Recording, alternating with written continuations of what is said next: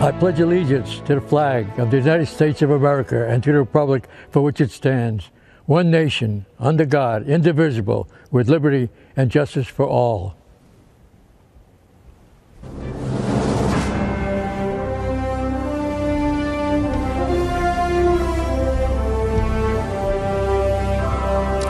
Good evening.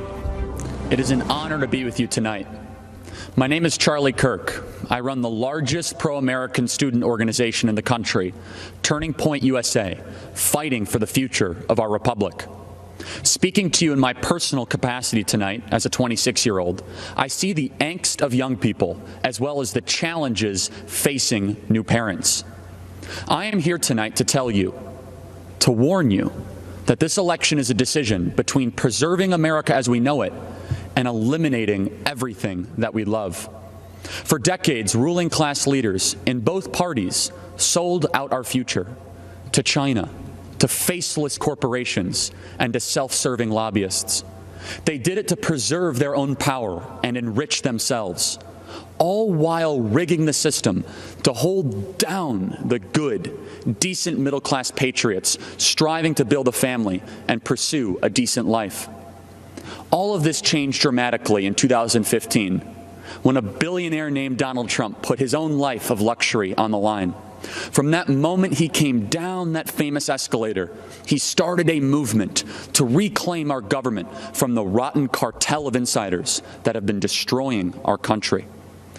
We may not have realized it at the time, but Trump is the bodyguard of Western civilization. Trump was elected to protect our families from the vengeful mob that seeks to destroy our way of life, our neighborhoods, schools, churches, and values. President Trump was elected to defend the American way of life. The American way of life means you follow the law, you work hard, you honor God, you raise your kids with strong values, and you work to create a civil society. The American way of life means you speak your mind without retribution, without being kicked off social media by a self-righteous censor in Silicon Valley. It means you can freely practice your religion, and that church is more essential than a casino. And it means that we judge people on their actions, not on their immutable characteristics. The American way of life is being dismantled by a group of bitter, deceitful, vengeful activists who have never built anything in their lives. They have us locking up pastors while releasing violent criminals from prison.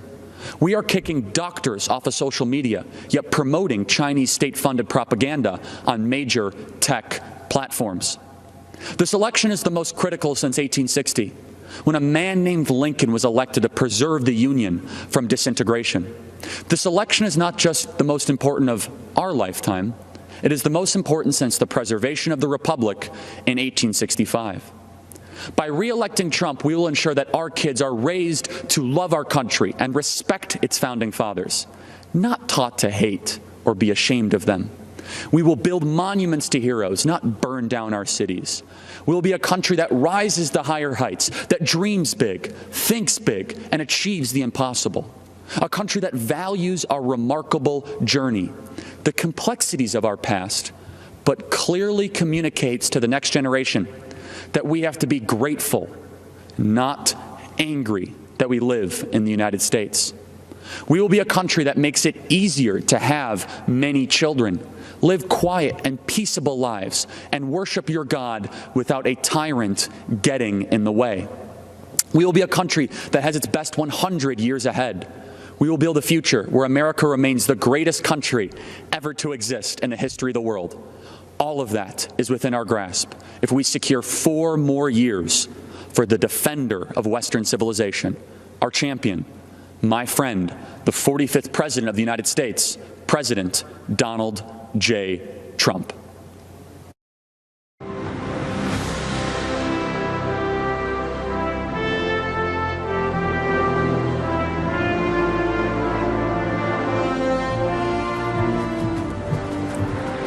I'm Rebecca Friedrichs, a veteran California public school educator. I'm here to give voice to America's great teachers, because our voices have been silenced for decades by unions who claim to represent us. They do not. When other dedicated teachers and I served within the unions, we spoke up in defense of children, parents, scientific fact, and American values. For our trouble, we were brutalized, booed off the platform, barred from committees, shouted down, and even spit upon by union leaders. This is how unions treat devoted teachers. But what's even worse is how their agenda of control deceives Americans and our children. They've intentionally rewritten American history to perpetuate division, pervert the memories of our American founders, and disparage our Judeo-Christian virtues. Their lenient discipline policies morphed our schools into war zones, and they back defunding police and abolishing ICE. Unions collect billions annually from unsuspecting teachers and push this radical agenda into our classrooms against our will. Why? The only way to keep a free republic is with a well-educated, moral citizenry that can self-govern. Unions are subverting our republic, so they undermine educational excellence, morality, law, and order. That's why they spend hundreds of millions annually to defeat charter schools and school choice, trapping so many precious low-income children in dangerous, corrupt, and low-performing schools. To fight back on behalf of children and America, brave teachers brought a lawsuit against unions. And do you know who intervened against us?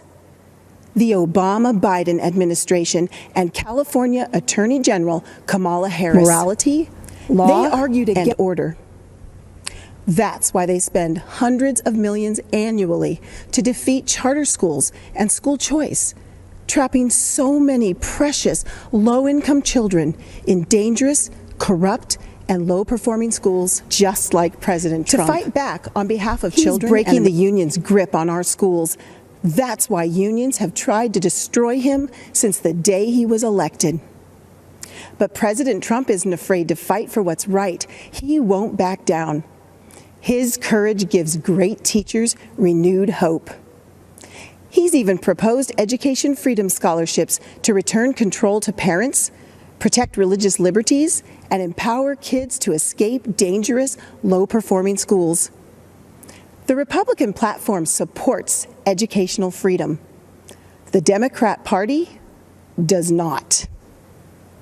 Democrats stand with deceptive teachers' unions who pick on loving teachers and little kids. President Trump stands with America's families, great teachers, and most importantly, our children. So America's great teachers, let's stand with President Trump in protection of the kids and country we love.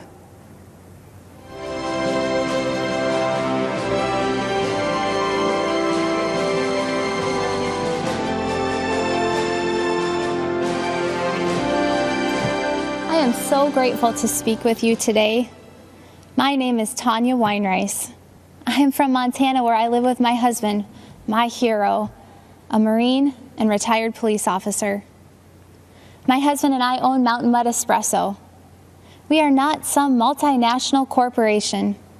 Our success is not measured by stockholders, but by our neighbors, the people we see at church, and at jiu-jitsu school with our son. Mountain Mud Espresso is the American story.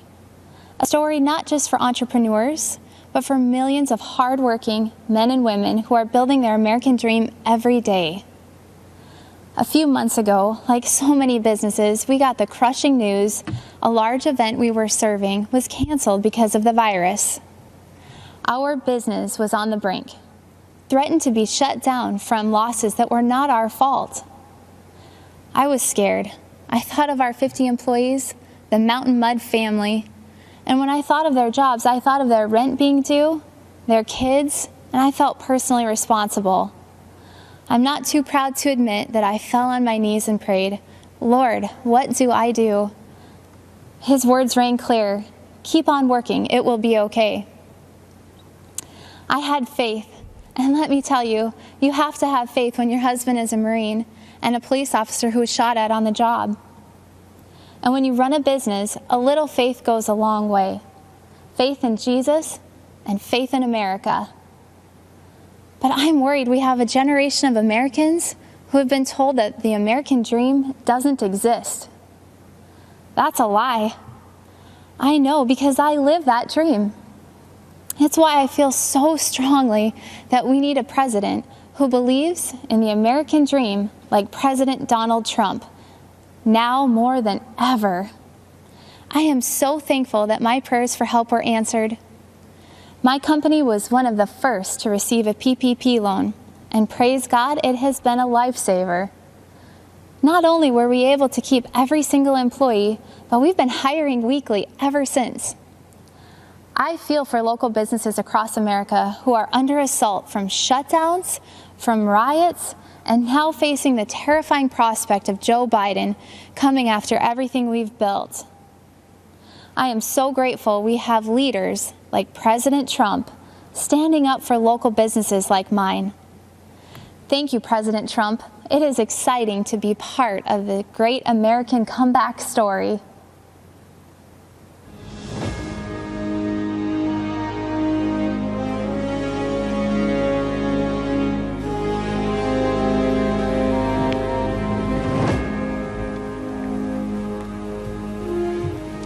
I'm Congressman Matt Gaetz. I'm speaking to you from an auditorium emptier than Joe Biden's daily schedule. But we are a nation of full hearts and clear minds. We see the choice clearly: strength or weakness, energy or confusion, success or failure.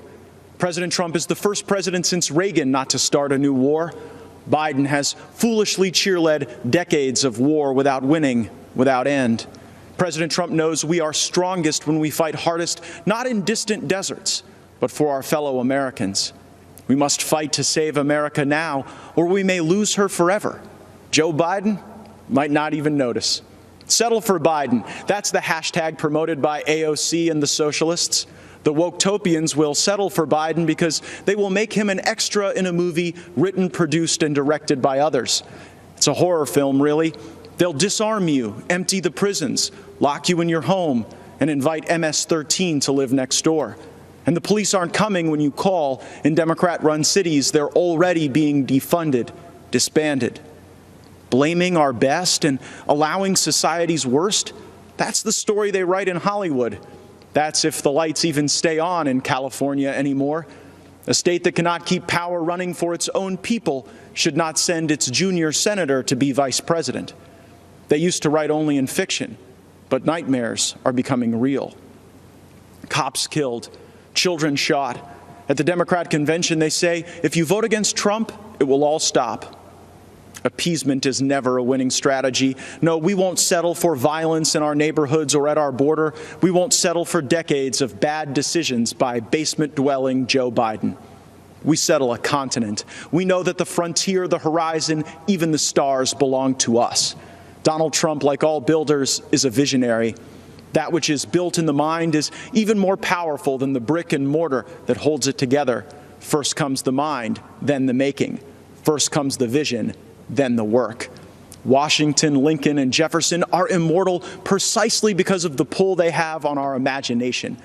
You cannot cancel a culture that loves its heroes. The dangerous left need America to be weaker to accomplish their goal of replacing her. We know that to make America great again, we must first make something of ourselves. That is the meaning of true strength. My great-grandfather was a railroad man. As a Florida man, I watch our rockets routinely send the brightest beyond the heavens with our flag and our hope. America is the greatest country that has ever existed. Don't let any celebrity, athlete, or politician tell you otherwise. President Trump sometimes raises his voice and a ruckus. He knows that's what it takes to raise an army of patriots who love America and will protect her. We must win this election if we cherish our country as much as we should, for there is no place to run, no refuge for freedom should we fail. America is not just an idea or a constitution. It is our home. We must protect our home with unbreakable made in America strength. strength I see every day in President Donald Trump. Thank you. My name is Kim Klacik, and I'm running for Congress in Maryland's 7th District. And like Shirley Chisholm, I'm unbought and unbossed. Let me remind you, the Democrats have controlled this part of Baltimore City for over 50 years, and they have run this beautiful place right into the ground. Abandoned buildings, liquor stores on every corner, drug addicts, guns on the street, that's now the norm in many neighborhoods. You'd think Maryland taxpayers would be getting a whole lot since our taxes are out of control. Instead, we're paying for decades of incompetence and corruption. Sadly, the same cycle of decay exists in many of America's Democrat-run cities. And yet the Democrats still assume that black people will vote for them, no matter how much they let us down and take us for granted. We're sick of it. We're not going to take it anymore. The days of blindly supporting the Democrats are coming to an end. In Baltimore, we have the highest number of black Republicans in the entire country running for office this election cycle. Joe Biden believes we can't think for ourselves, that the color of someone's skin dictates their political views. We're not buying the lies anymore. You and your party have neglected us for far too long. We want safety in our neighborhoods. We want to make the most of the federal opportunity zone I'm standing in right now in West Baltimore. We want higher paying jobs and more business opportunities. We want lower taxes. We want school choice. We want a chance to get ahead, not just get by. That's what President Trump promised, and that's what President Trump delivered. I want Baltimore to be an example to Republicans around the country that we can compete in our inner cities if we reach out to the citizens and deliver real results. President Trump is bringing this country back roaring. He's bringing the American spirit to life for all Americans. So I'm asking you to help President Trump complete this great American comeback. And then I'm asking you to help me start this great Baltimore comeback. Thank you, and God bless America.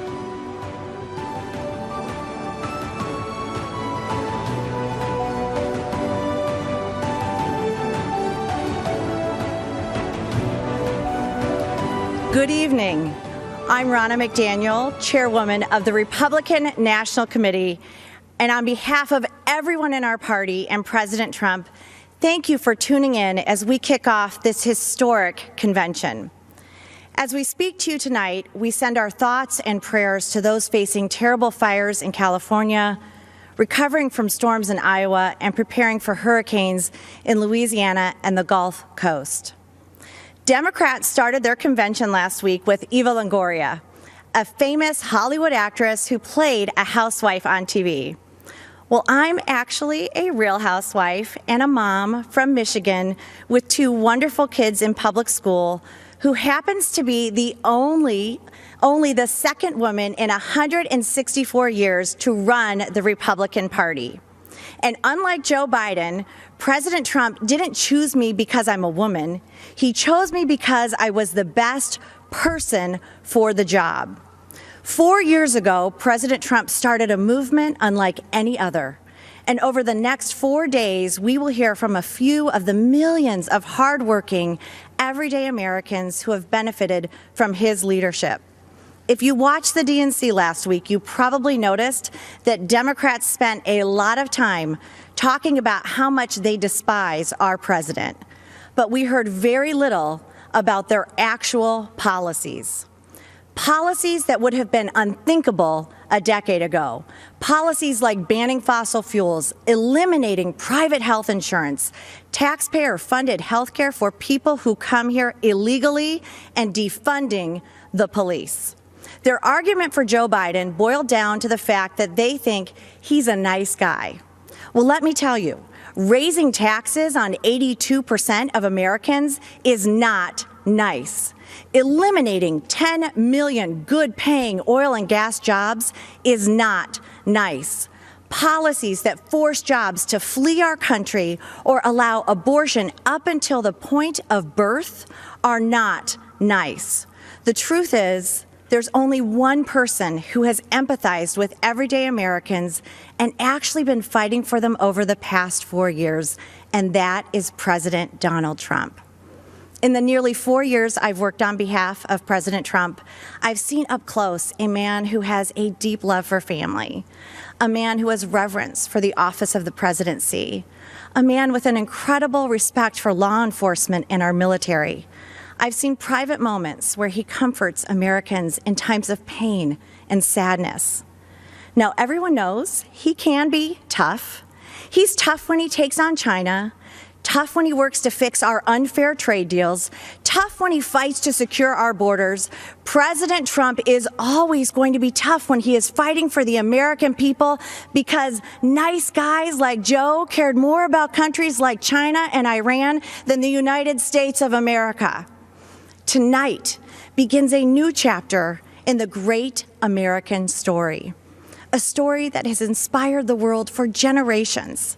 And when we re-elect President Trump this November, the best is yet to come. This election is the most important in our lifetime. Your vote counts more than ever.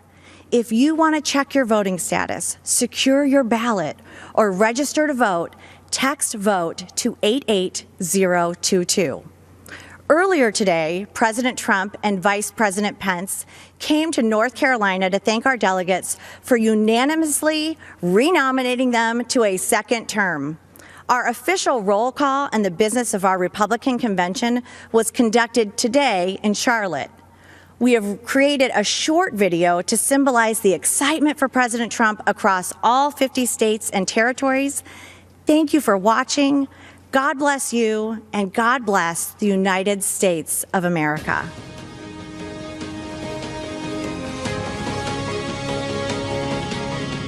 The great state of Alabama, Alaska, American Samoa, Arizona, Arkansas, California, Colorado, Connecticut, Delaware, District of Columbia, Florida, Georgia, Guam, Hawaii, Idaho, Illinois, Indiana, Iowa, Kansas, Kentucky, Louisiana, Maine, Maryland, Massachusetts, Michigan, Minnesota, Mississippi, Missouri, Montana, Nebraska, Nevada, New Hampshire, New Jersey, New Mexico, New York, North Carolina, North Dakota, the Northern Mariana Islands, Ohio, Oklahoma, Oregon, Pennsylvania, Puerto Rico, Rhode Island, South Carolina, South Dakota, Tennessee, United States Virgin Islands, Utah, Vermont, Virginia, Washington, West Virginia, Wisconsin, Wyoming. are excited to nominate Donald J. Trump, and Vice President Mike Pence for 4 more years. Thank you for all you've done to make America great again. It is our privilege to nominate you for 4 more years. and we know the best is yet to come. Trump 2020! 4 more years. 4 more years! 4 more years. 4 more years. 4 more years! 4 more years! 4 more years! 4 more years!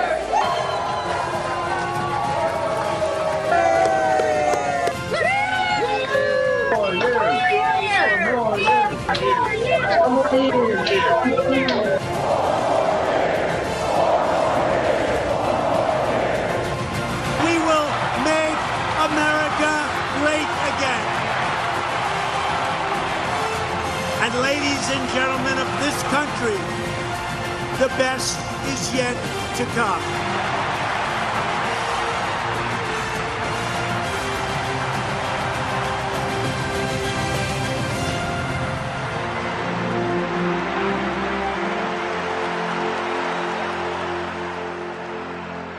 I didn't back down from my promises, and I've kept every single one.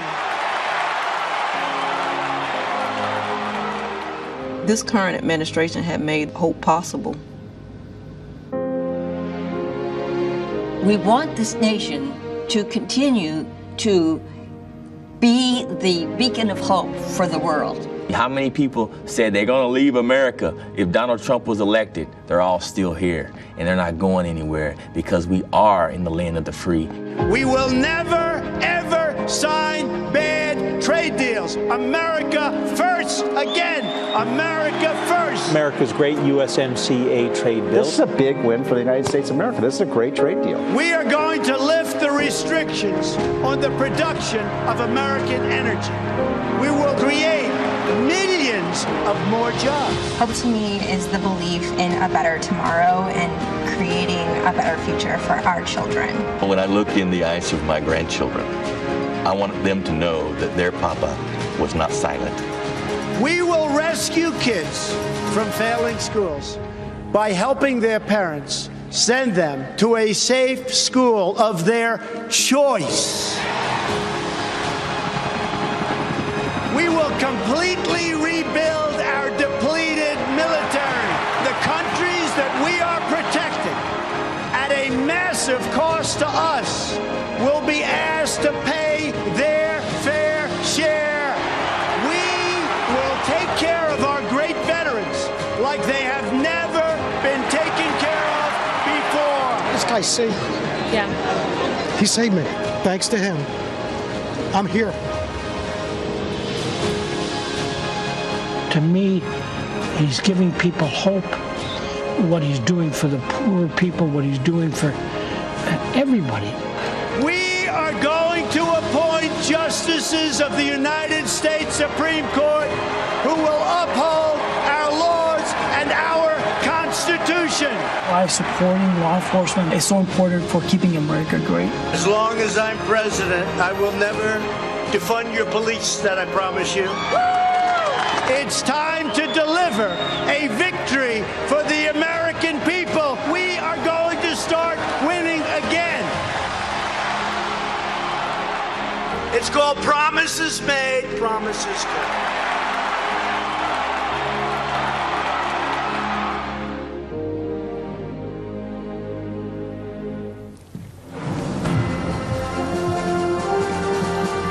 My name is Amy Ford.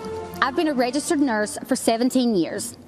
I'm from the small town of Williamson, West Virginia, where I've lived my entire life, the daughter of a nurse and a coal miner. Even though I was the youngest of 4 children, I was always somewhat of a caretaker. It came natural for me. So it felt right to follow in my mother's footsteps and become a nurse.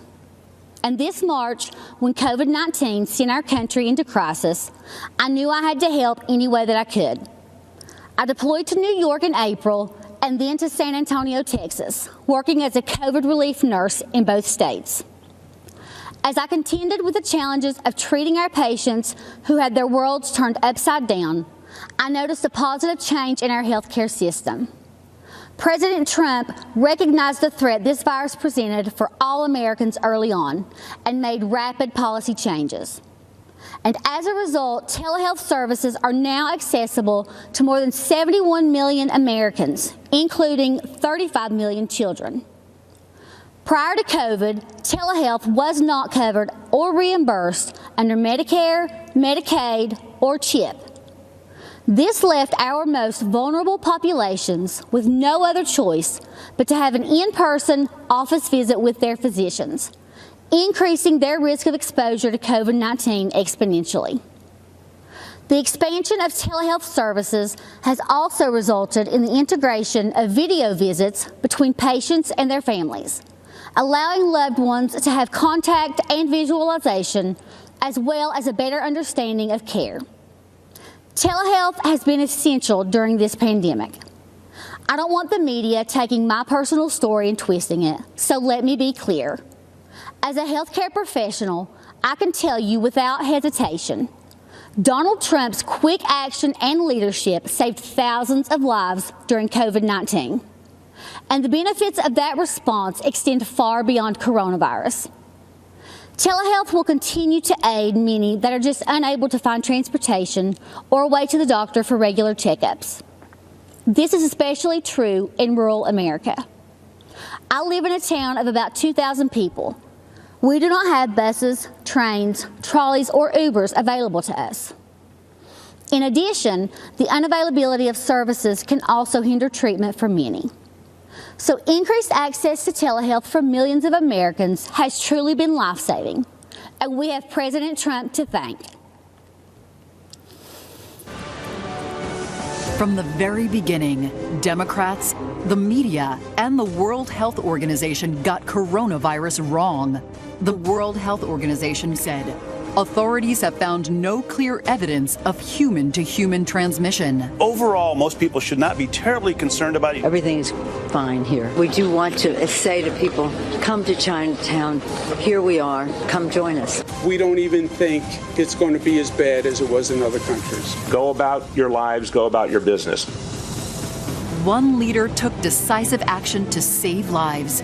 President Donald Trump.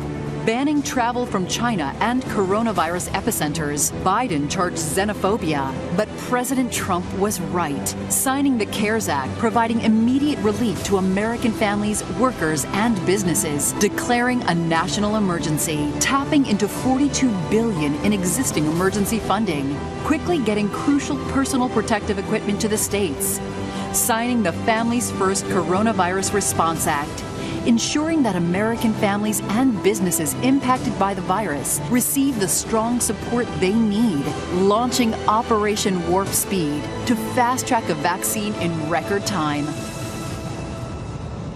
He said everything that I could have hoped for. Promise made, promise kept. He is ready, willing, and able to help. He has been responsive. He's done a lot of good things. What the federal government did was a phenomenal accomplishment. In our hour of need, you all literally are helping us in a big way. We were at the edge, and this is life or death stuff, and we're forever thankful for that. Soon, we will emerge safer, stronger, and greater than ever.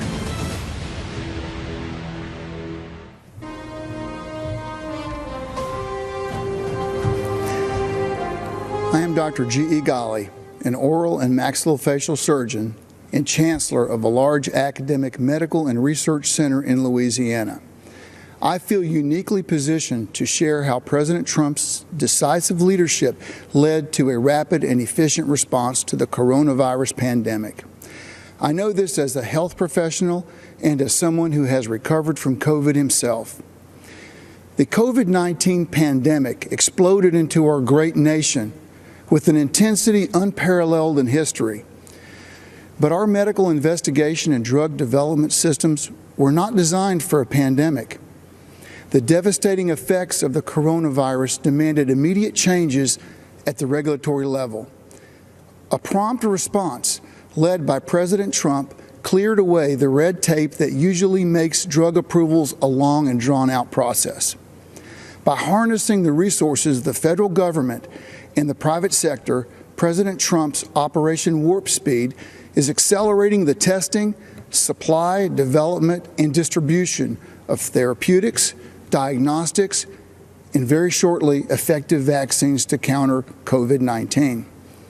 Let me give you 3 clear examples of how President Trump's leadership removed regulatory barriers so COVID patients could have faster access to effective therapies and diagnostics.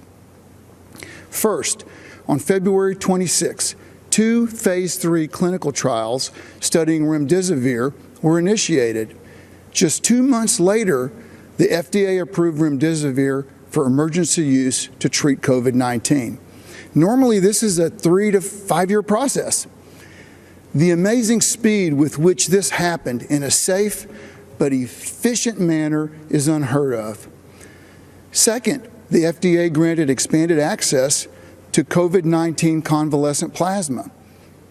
Within 24 hours of this approval, we were administering convalescent plasma and remdesivir to a critically ill patient, a former Army Ranger and physician. Had it not been for the rapid deployment of these medicines, this patient, who is my colleague and friend, would have surely died. And third, at the end of July, I developed a fever and cough. I reached out to our testing team and received one of the Abbott rapid tests, yet another tool quickly approved by this administration. Within 15 minutes, my test came back positive, and within 4 hours, I was receiving my remdesivir doses, followed by an infusion of convalescent plasma. As a physician, I've seen firsthand how these breakthroughs have saved countless lives. As a patient, I've benefited from the expedited therapies made possible by the swift action of this administration. President Trump truly moved mountains to save lives, and he deserves credit. Thank you, President Trump, for providing timely access to critical diagnostics and therapeutics during this pandemic. Thank you, Mr. President, for your strong leadership in these challenging times.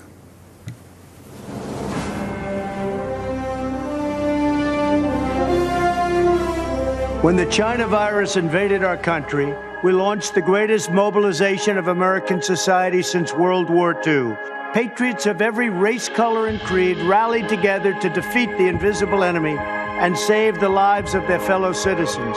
Today, our hearts overflow with appreciation for the incredible frontline workers who risk their own health and safety to keep America strong and safe.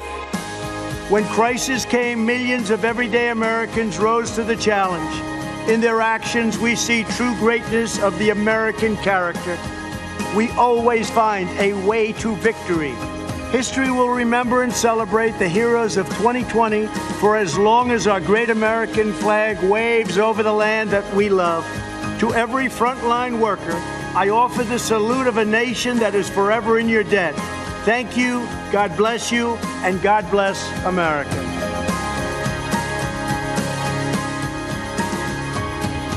These are my friends. These are the incredible workers that helped us so much with the COVID. We can call it many different things, from China virus. I don't want to go through all the names because some people may get insulted, but that's the way it is.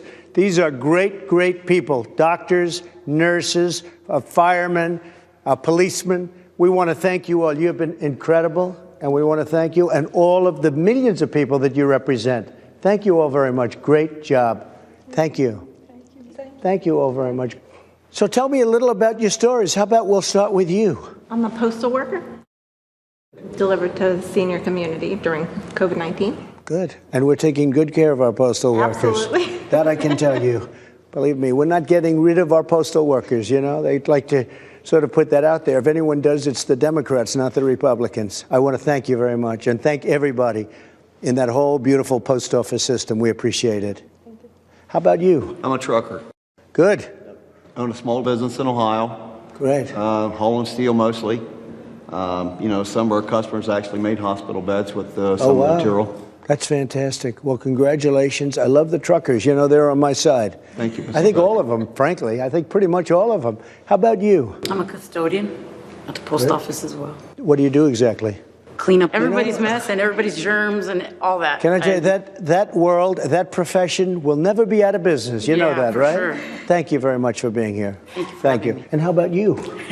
I'm a registered nurse, President Trump. I work at a New Jersey hospital. It's called Virtual Willingboro Hospital. Right. I also represent an organization of professional nurses. It's called the National Association of Catholic Nurses. Very good. But I want to tell you, sir, as a nursing supervisor, I am so in awe of your leadership. Honestly, I know many people have said often interesting things, but it takes a true leader to be able to ignore all that stuff and do what is right and not be offended by all the words being said. Yeah. And you really do show that positive spirit to us. And as nurses, I appreciate that. But just as an individual, I'm grateful for that. Well, I'm for the nurses. I'm for the doctors. I'm for everybody. We just have to make this China virus go away, and it's happening. Please, go ahead. I'm also a nurse. I represent Genesis Healthcare, which is a skilled nursing facility company. I want to thank you and your administration for all the supplies and support and funding that you've given the skilled nursing units.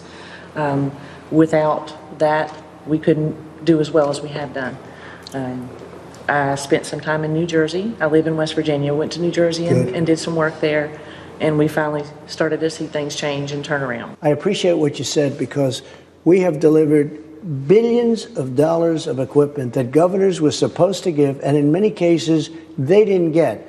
So the federal government had to help them, and all of the people that did this incredible work, they never got credit for it. But you understand where it came from. Thank you very much. Thank you both. It's really nice. Please, go ahead. I'm a police officer in Englewood, Colorado, and I contracted COVID in late March and recovered. That means we don't have to be afraid of you at all, right? I'm good to go. Once you're recovered, you know, we have the whole thing with plasma happening. That means your blood is very valuable. You know that, right? Thank you very much. Great. Please. I'm a detention deputy at the Kern County Sheriff's Department out in California. Great. And I also contracted COVID end of March and recovered from that also. How long was your problem? I was sick about 10 days, really bad. I got everything besides a cough, but recovered. I was off work for a month and a half, and I work in our local county jails. Did they do anything specifically to help you recover? They gave me Z-Paks medication, cough syrup. Okay, and I won't even ask you about the hydroxychloroquine because it's a shame what they've done to that one, but I took it. I took the Z-Pak also, and zinc. I want to thank you all very much. It's an honor to have you in the White House. You're fantastic people, and the people you represent an incredible group of people, and we love you all. Thank you very much. Thank you very much. Appreciate it. Good evening. I'm Congressman Jim Jordan, representing the 4th District of Ohio. The Republican Party is the pro-America party. President Trump is the pro-America candidate. This election is about who can preserve the values, principles, and institutions that make America great. Don't believe me? Look at what's happening in American cities. Cities all run by Democrats. Crime, violence, and mob rule. Democrats refuse to denounce the mob, and their response to the chaos? Defund the police, defund Border Patrol, and defund our military. And while they're doing all this, they're also trying to take away your guns. Look at the positions they've taken in the past few months. Democrats won't let you go to church, but they'll let you protest. Democrats won't let you go to work, but they'll let you riot. And Democrats won't let you go to school, but they'll let you go loot. President Trump has fought against each of their crazy ideas. He's taken on the swamp, all of the swamp, the Democrats, the press, and the never-Trumpers. And when you take on the swamp fights back. They tried the Russia hoax, the Mueller investigation, and the fake impeachment. But in spite of this unbelievable opposition, this president has done what he said he would do.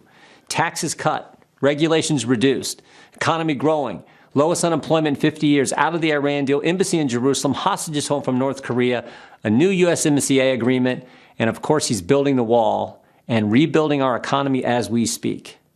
I love the president's intensity and his willingness to fight every day in Washington for our families.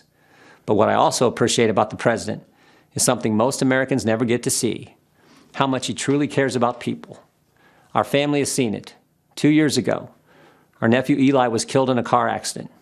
He lived a mile up the road from us, grew up wrestling and training with our boys, was a high school state champion, varsity athlete for the University of Wisconsin.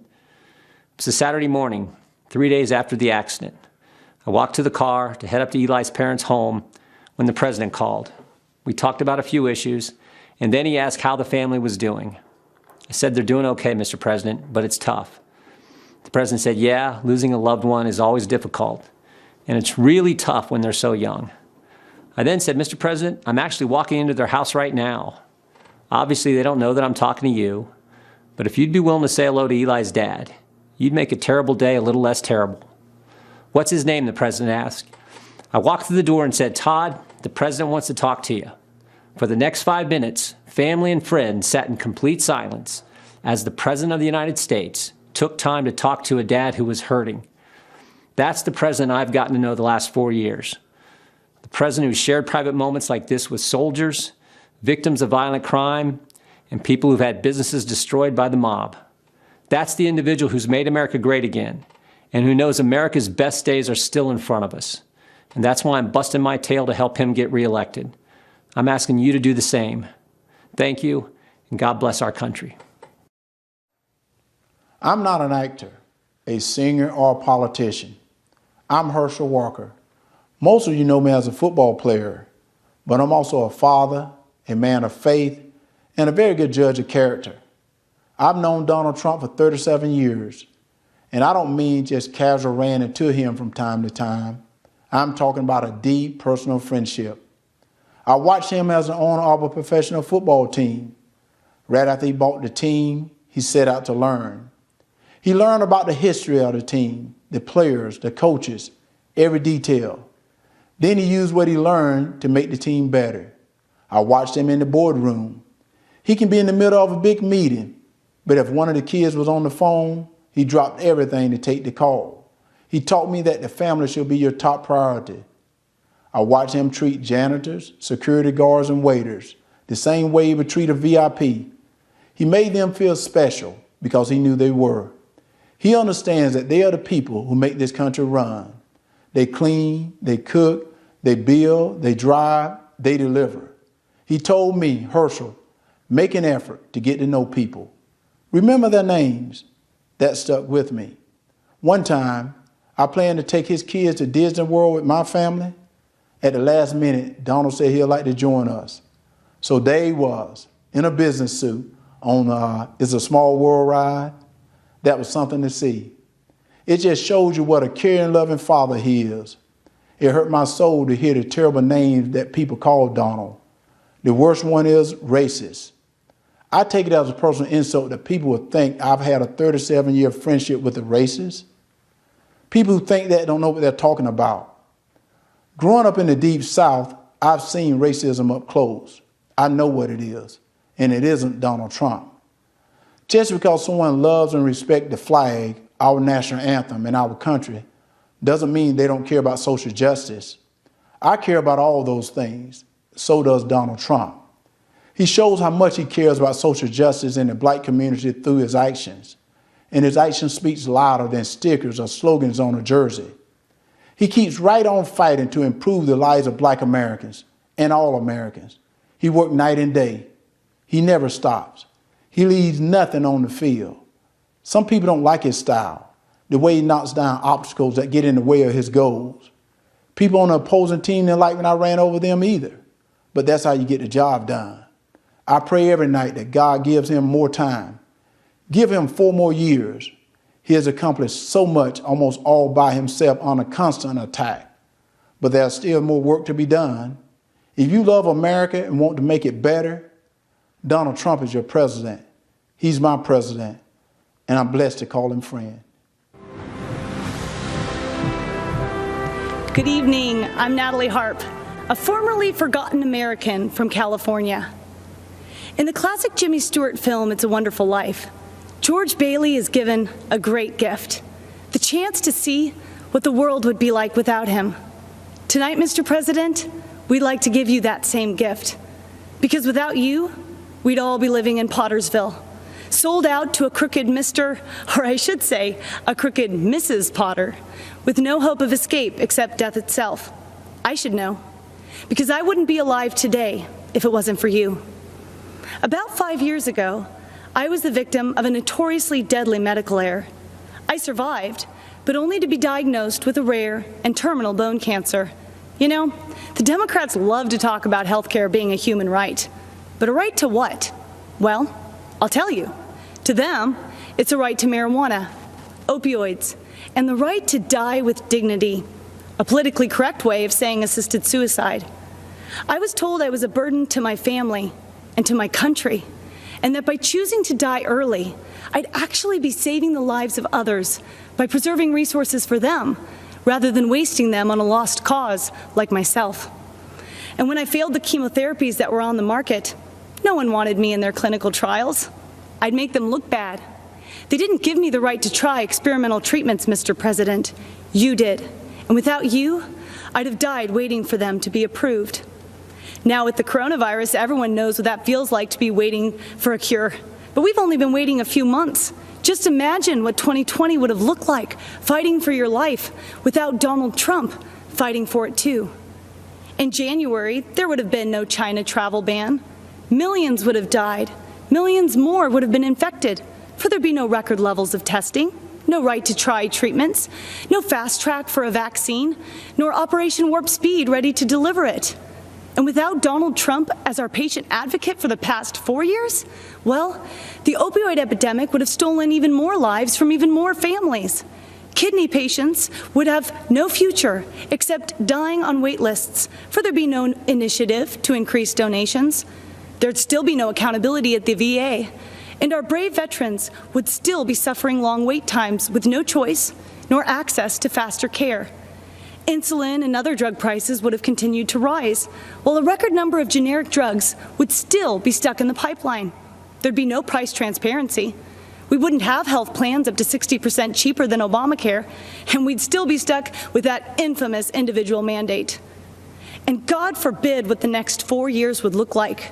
For in Joe Biden's America, China would control our drug production. We'd be one step closer to government-run health care.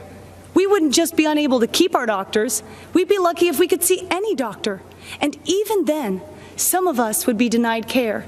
For in socialized medicine, you don't beat the odds, you become the odds.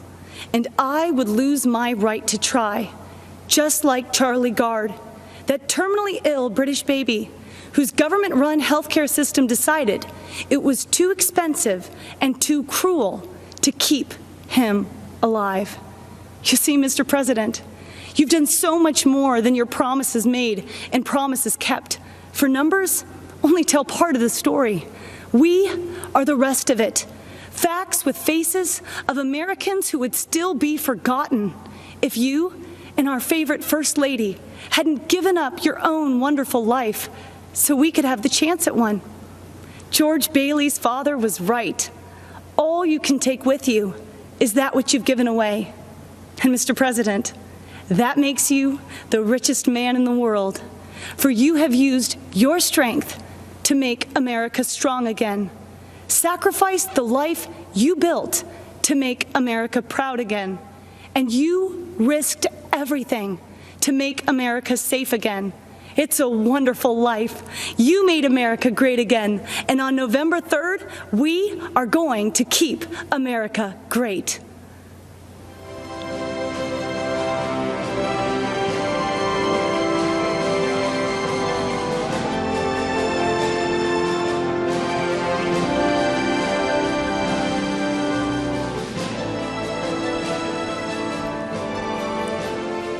Hello, America. My name is Vernon Jones, and I'm a state representative from the great state of Georgia. As you can see, I'm a man of color, and I'm a lifelong Democrat, too. You may be wondering, why is a lifelong Democrat speaking at the Republican National Convention? And that's a fair question, and here's your answer. The Democratic Party does not want black people to leave their mental plantation. We've been forced to be there for decades and generations. But I have news for Joe Biden. We are free. We are free people with free minds.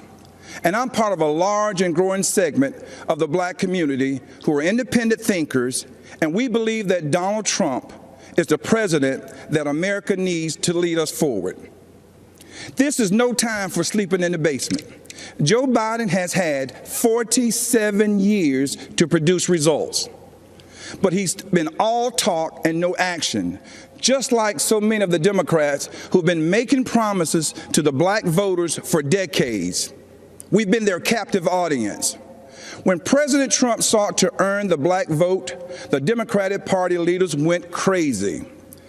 Nancy Pelosi and Chuck Schumer literally started wearing kente cloths around the U.S. Capitol, as if pandering were enough to keep us satisfied. Let me tell you why I'm supporting our president. I grew up in the South, in Laurel Hill, North Carolina, Scotland County, the Green Pond community to be exact. My parents, Robin and Rufus Jones, built with their own hands a 4-room cinder-block home with no indoor plumbing. They had very limited education, but they instilled in us a strong work ethic that drove me from those tobacco fields of North Carolina to those hallowed halls of the Georgia General Assembly. My parents taught me if I believed in God, worked hard, and treated every person fairly, there was no limit to what we could achieve. I attended North Carolina Central University, an historical black college. For generations, HBCUs have been the incubators that develop black scholars in math and science and religion, engineering, and politics. They have been important springboards for the black success. But Democrats haven't treated them that way. When President Trump took office, he changed everything. He delivered historic funding to HBCUs, and he guaranteed it for 10 years, something that's never happened in the history of this country. That gave our HBCUs stability, the chance to grow, and produce the next generation of black leaders. That's right, Donald Trump did that. He's also supported school choice to ensure that no child, no matter their race or zip code, is left behind. Every child should have access to a quality education. But education is just the beginning. The president also built the most inclusive economy ever, with record low unemployment for African Americans and record high participation in the workforce. He put opportunity zones in the Trump tax bill that would drive investment into our communities for decades to come. He put the interests of American workers, and especially black workers, first. That's right, Donald Trump did that. He delivered historic criminal justice reform. He ended once and for all the policy of incarceration of black people, which has decimated our communities, caused by no other than Joe Biden. Democrats wouldn't do it, Obama didn't want to do it, and Joe Biden and Kamala Harris definitely wouldn't do it. But Donald Trump did it. He's also working every day to make our communities safer. As a former executive of DeKalb County, Georgia, I directed one of the largest public safety departments in the Southeast. I've seen tragic shootings on both sides, officers killing citizens and citizens killing officers in the line of duty. Police officers are our fellow citizens. They live in our country. They have families too. They live in our communities. Unfortunately, Democrats have turned their backs on our brave police officers. They call it defunding, and it's a danger to our cities, our neighborhoods, and our children. Isn't it ironic that Democrat politicians have personal security to protect them? So why don't they forego their security and replace them with social workers, especially since that's what they want for you and me?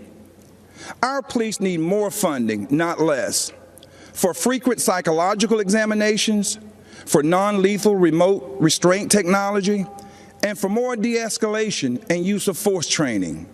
These are the common sense solutions that President Trump supports. True, sincere police reform. That's right, Donald Trump did that too. Education, jobs, safety, security, on issue after issue. And in just a single term, he destroyed these negative forces that have victimized the black community for decades. He gave us the opportunity to rise. Now, you know, when I made the public announcement of my support for President Trump, all hell broke loose. I was threatened, called an embarrassment, and asked to resign by my own party. Unfortunately, that's consistent with the Democratic Party and how they view independent thinking black men and women. But I'm here to tell you that black voices are becoming more woke and louder than ever. The Democratic Party has become infected with a pandemic of intolerance, bigotry, socialism, anti-law enforcement bias, and a dangerous tolerance for people who attack others, destroy their property, and terrorize our own communities. That's what this election is all about. And that's why right now, more than ever before, America needs Donald Trump in the Oval Office for another 4 years. God bless you, and vote Donald J. Trump. Thank you.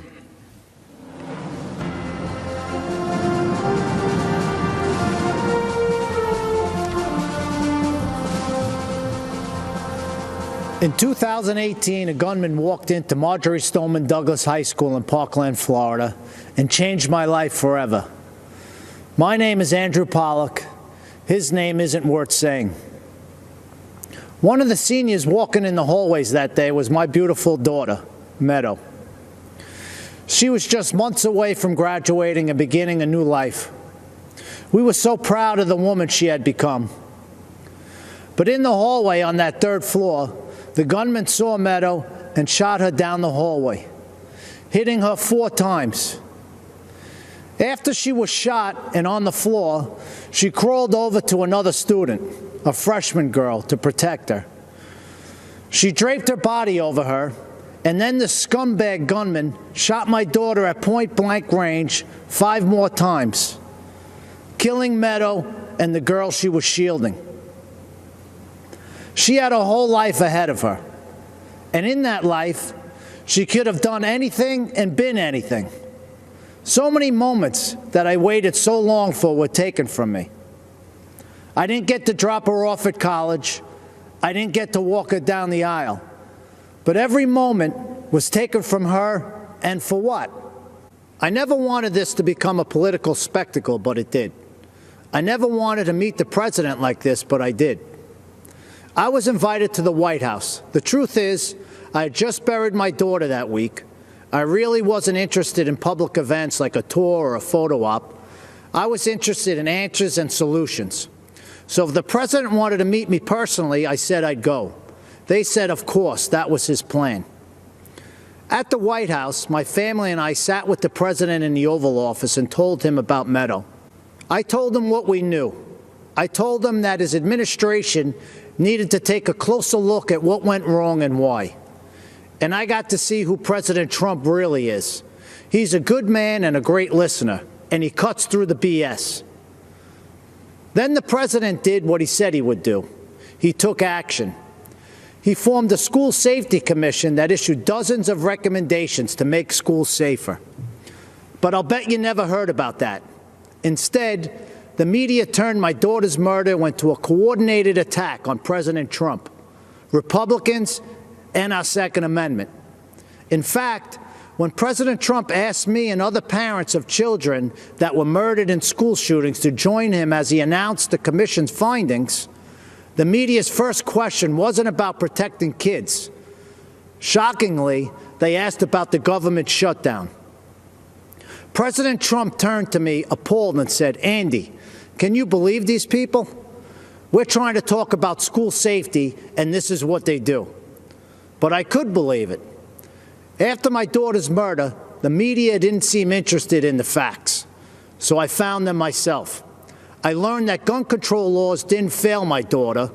People did.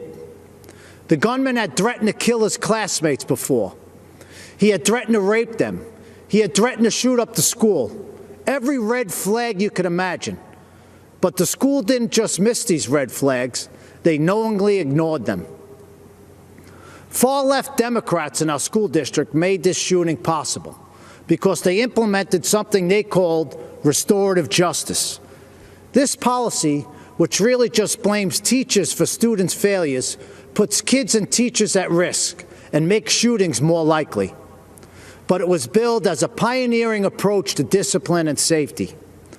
I was just fine with the old approach to discipline and safety. It was called discipline and safety. But the Obama-Biden administration took Parkland's bad policies and forced them into schools across America. When President Trump rescinded Obama's guidance on restorative justice policies, he put an end to that. And that meant the world to me.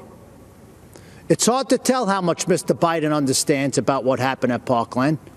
Mr. Biden has campaigned on bringing back restorative justice as part of his unity platform with Bernie Sanders and has pledged to implement it in school districts across America. But he doesn't even seem to know when the shooting happened. He said that he was vice president when it happened, but he wasn't.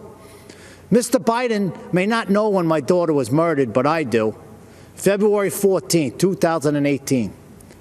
Mr. Biden may not know that these policies make shootings more likely, but I do. Mr. Biden may not know who was vice president that day, but I do. It wasn't Joe Biden. It was Mike Pence. Thank God. And I know who the president was, too. It wasn't Barack Obama. It was President Donald J. Trump, and he took action. I truly believe the safety of our kids depends on whether this man is reelected. I hope you'll join me in helping to make that happen. Mr. President, myself and millions of Americans appreciate you and love you. God bless America, and God bless our President, Donald J. Trump. Thank you. A curfew now in effect for the city of St. Louis. Protests in St. Louis turned violent.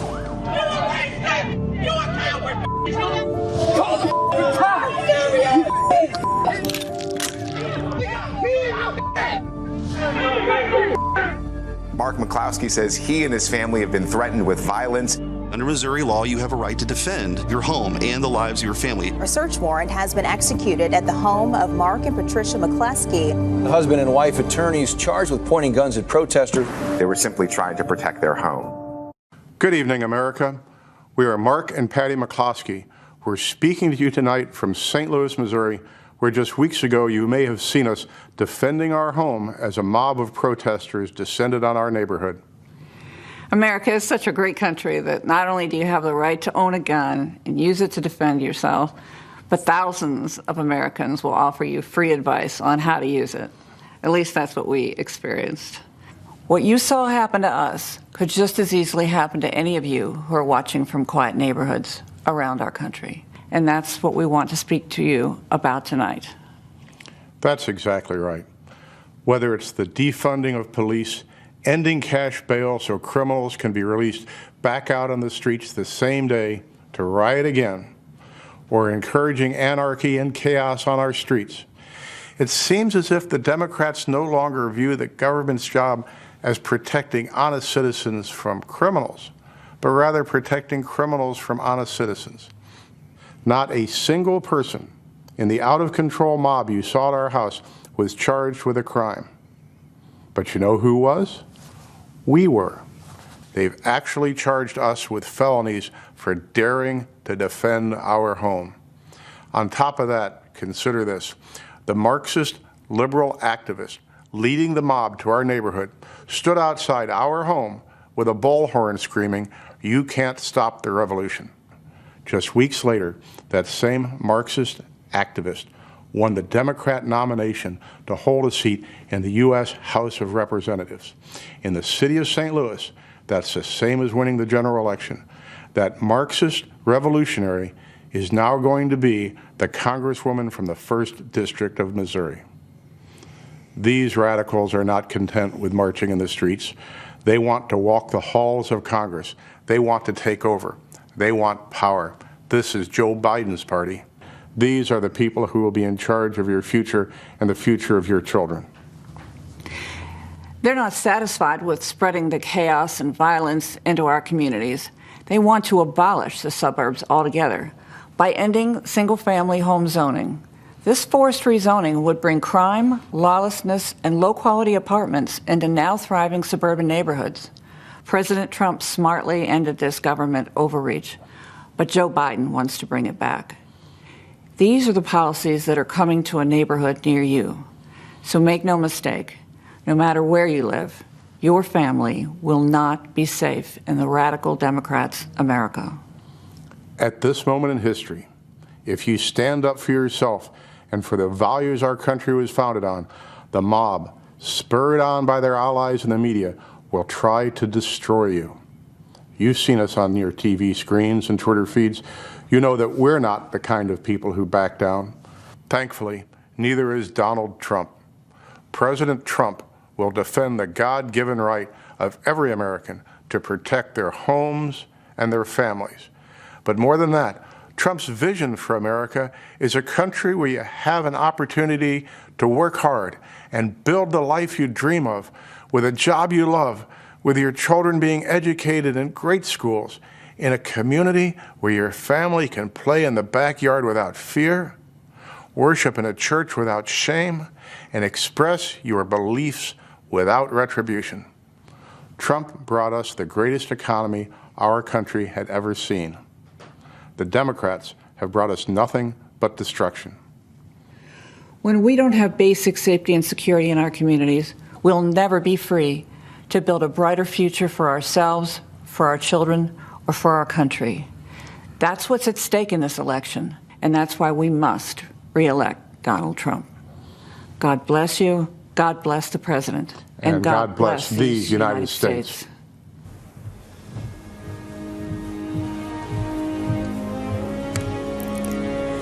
Good evening, America. I'm Kimberly Guilfoyle. I speak to you tonight as a mother, a former prosecutor, a Latina, and a proud American. And yes, a proud supporter of President Donald J. Trump. Why? Because he is the president who delivers for America. He built the greatest economy the world has ever known for the strivers, the working class and middle class. As commander-in-chief, he always puts America first. President Trump is the law and order president. Now, presidential leadership is not guaranteed. It is a choice. Biden, Harris, and the rest of the socialists will fundamentally change this nation. They want open borders, closed schools, dangerous amnesty, and will selfishly send your jobs back to China while they get rich. They will defund, dismantle, and destroy America's law enforcement. When you are in trouble and need police, don't count on the Democrats. As a first-generation American, I know how dangerous their socialist agenda is. My mother, Mercedes, was a special education teacher from Aguadilla, Puerto Rico. My father, also an immigrant, came to this nation in pursuit of the American dream. Now I consider it my duty to fight to protect that dream. Rioters must not be allowed to destroy our cities. Human sex drug traffickers should not be allowed to cross our border. The same socialist policies which destroyed places like Cuba and Venezuela must not take root in our cities and our schools. If you want to see the socialist Biden-Harris future for our country, just take a look at California. It is a place of immense wealth, immeasurable innovation, and immaculate environment. And the Democrats turned it into a land of discarded heroin needles in parks, riots in streets, and blackouts in homes. In President Trump's America, we light things up. We don't dim them down. We build things up. We don't burn them down. We kneel in prayer, and we stand for our flag. This election is a battle for the soul of America. Your choice is clear. Do you support the cancel culture, the cosmopolitan elites of Nancy Pelosi, Chuck Schumer, and Joe Biden, who blame America first? Do you think America is to blame? Or do you believe in American greatness? Believe in yourself, in President Trump, in individual and personal responsibility. They want to destroy this country and everything that we have fought for and hold dear. They want to steal your liberty, your freedom. They want to control what you see and think and believe so that they can control how you live. They want to enslave you to the weak, dependent, liberal, victim ideology to the point that you will not recognize this country or yourself. From the beginning, when President Trump spoke about making America great again, he was speaking about that shining city on a hill and restoring the beacon of light that once shined so bright. His promise was to put America first, and he has. When President Trump cut middle-class taxes, putting tens of thousands of dollars back in the pockets of working-class Americans, that beacon began to flicker once again. When President Trump commanded the defeat of ISIS, took out al-Baghdadi and Soleimani, and paved the way for peace in the Middle East, that beacon started to glow. When he negotiated historic trade deals with Canada, Mexico, Japan, and China, bringing back thousands of manufacturing jobs to America, that beacon shined bright once again for the world to see. America, it's all on the line. President Trump believes in you. He emancipates and lifts you up to live your American dream. You are capable. You are qualified, you are powerful, and you have the ability to choose your life and determine your destiny. Don't let the Democrats take you for granted. Don't let them step on you. Don't let them destroy your families, your lives, and your future. Don't let them kill future generations because they told you and brainwashed you and fed you lies that you weren't good enough. Like my parents, you can achieve your American dream. You can be that shining example to the world. Manifest and be the change in this country that you dream, that you hope, that you believe in. Stand for an American president who is fearless, who believes in you, and who loves this country and will fight for her. President Trump is the leader who will rebuild the promise of America and ensure that every citizen can realize their American dream. Ladies and gentlemen, leaders and fighters for freedom and liberty and the American dream, the best is yet to come.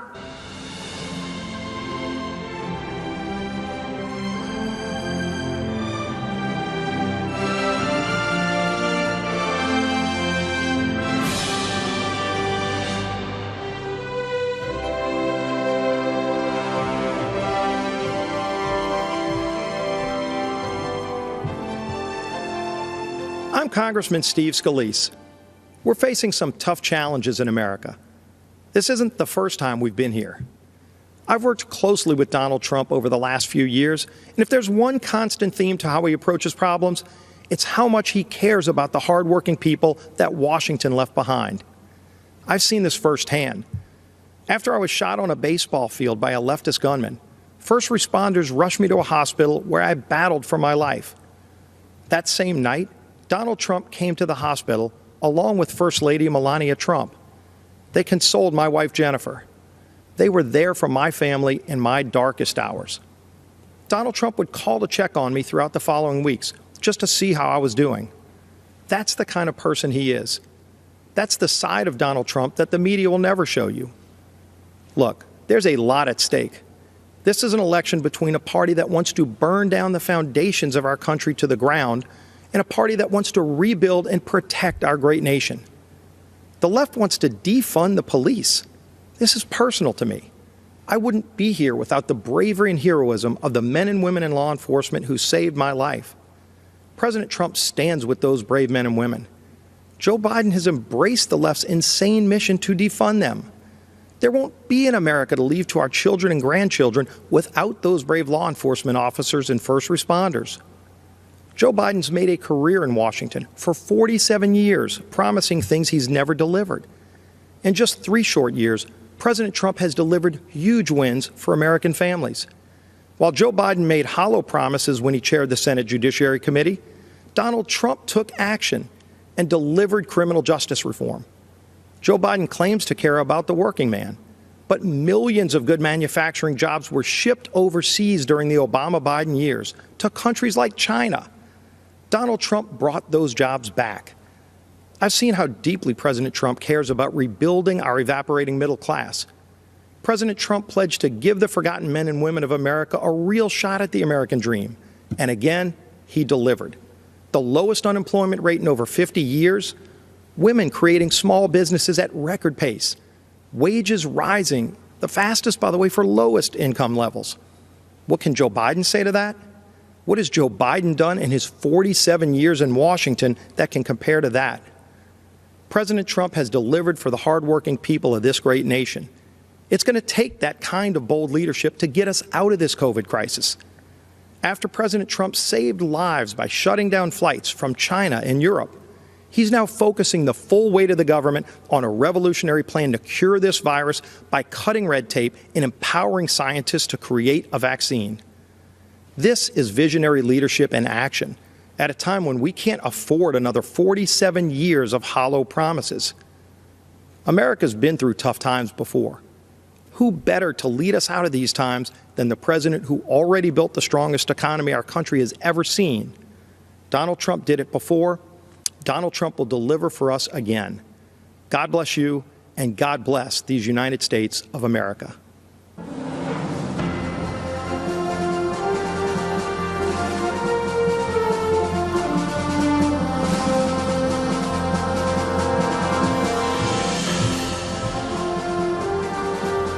I'm Sean Parnell, and it is an honor to be here. In 2006, the Army sent me to Afghanistan as a young platoon leader, placed in command of Americans from every corner of our planet. Our platoon reflected the diversity of our nation, every race, creed, and religion. Despite those differences, we were bound together as brothers from the same American family. On June 10, 2006, our platoon was attacked just after dawn. Outnumbered 10-1, we endured mortar and machine gun fire as hundreds of Taliban charged us from three sides. We had 24 men that day. Wave after wave of Taliban advanced up the hill. I was wounded 3 times in the fighting. Nearly all of my platoon was wounded within the first minute, but the enemy kept coming. We fought to our last rounds of ammunition, and when it was over, we held the hill. In the face of death, I saw ordinary Americans become heroes. In our darkest hour, when our survival depended on each other, my men and I learned an important lesson. We all bleed red. Our differences did not define us. United, we were unbeatable. After 485 days of combat, I came home eager to enjoy the freedoms I risked my life to defend. But I watched with alarm as the party of my grandfather, a lifelong Union Democrat, turned against the very people it professed to represent. I watched as Joe Biden spit venom at an auto worker who dared to question Joe's intent to dismantle the Second Amendment and take your guns. Where Democrats once stood for hard-working, law-abiding Americans who displayed our flag with pride, this new Democrat Party considers these people uneducated racists clinging to guns and Bibles. The party of Harry Truman became the party of hedge fund managers, Hollywood celebrities, tech moguls, and university professors, all bloated with contempt for middle America. I look across the aisle and I do not see a party that wants you to pursue your dreams. I see a Democrat Party that wants to dictate what those dreams are. I don't see a party that wants you to be free. I see a party that wants to chain you to conformity and will destroy anyone they deem a heretic. I swore an oath to defend my country and its Constitution. President Trump has sworn to do the same. That's why he's advanced freedom, despite savage political attacks, to overcome the agenda of the radical left. President Trump has unleashed the economic might of this nation like no other president in our history. He triggered the rising tide of working families, brought us energy independence, reclaimed jobs from overseas that, Democrats said would never return. He has fiercely defended the besieged First and Second Amendments. That is just a start. With 4 more years, imagine what we can achieve by simply working with our president. I believe in our president's vision for the future. I stand here tonight calling on all Americans to join us. It doesn't matter what you look like, who you love, how you worship your gender or your job. If you're a traditional Democrat who's become disillusioned with how radical your party has become, then stand with us. You are most welcome. America needs all her patriots to rush to her defense. My fellow Americans, I promise you this. In our tent, you are free. Free to speak the truth, choose your journey, define your life. You have the power to go as far as you aim, then aim higher and keep going, because that is what Americans do. We are idealists and dreamers, lovers of adventure. We're rugged and independent. We don't make excuses. We make the impossible a reality. Think about it. In a century, we went from ground-bound dreamers gazing to the stars to doers who created the means to reach them. This is not the time to stand on the sidelines. If you love our country as we do, as our president does, join the chorus of patriot voices that will preserve this exceptional union. Mr. President, lead the way. Millions in our American family believe in this path to destiny. Guide us to that horizon. Thank you, and may God bless the United States of America.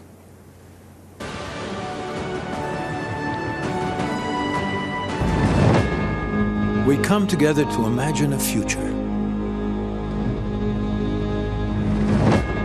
determined by the shining light of our hopes and values and faith. A country where we are judged by our character with dignity and respect for all. The belief that all are created equal, that lives matter irrespective of race, creed, or color. Committed to excelling beyond our dreams. 4 years ago, we faced an historic crossroad. Career politicians promising change every election, but delivering emptiness. We chose a different path. A man who is not a politician, a man who cares, a man who works tirelessly for you. Still, politicians spun their deceptions and obstructed progress, fanning the flames of lawlessness. We all know that it is easy to criticize. It takes a true leader to solve problems. COVID-19, while others criticize without solutions, President Trump's swift action saved lives. And as leading Democrats want to keep businesses closed down, our president is leading the way for a full economic recovery. We are America. We as Americans work together to overcome challenges, write our own stories. America, land of promise, land of opportunity, land of heroes, land of greatness.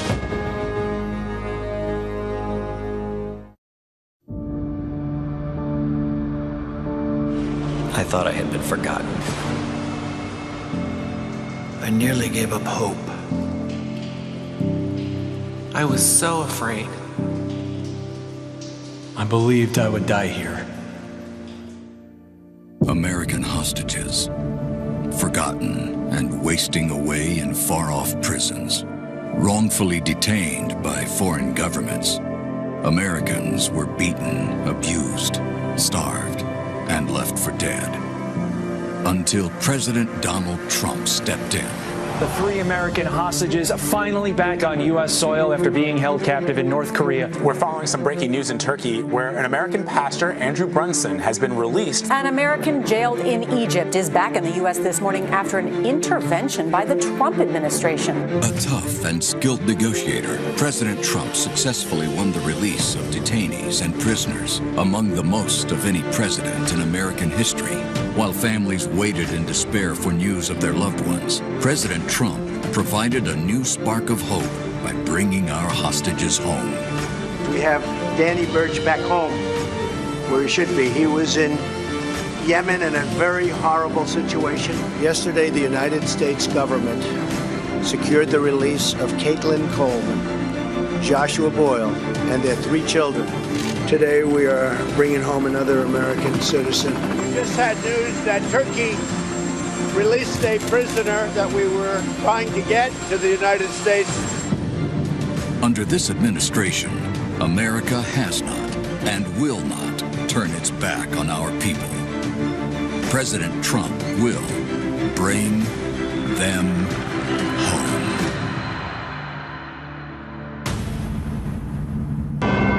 Diplomacy, negotiation skills, perseverance, faith. The ingredients of hope when there is no hope. No American should ever be left behind. Priority, freeing American hostages.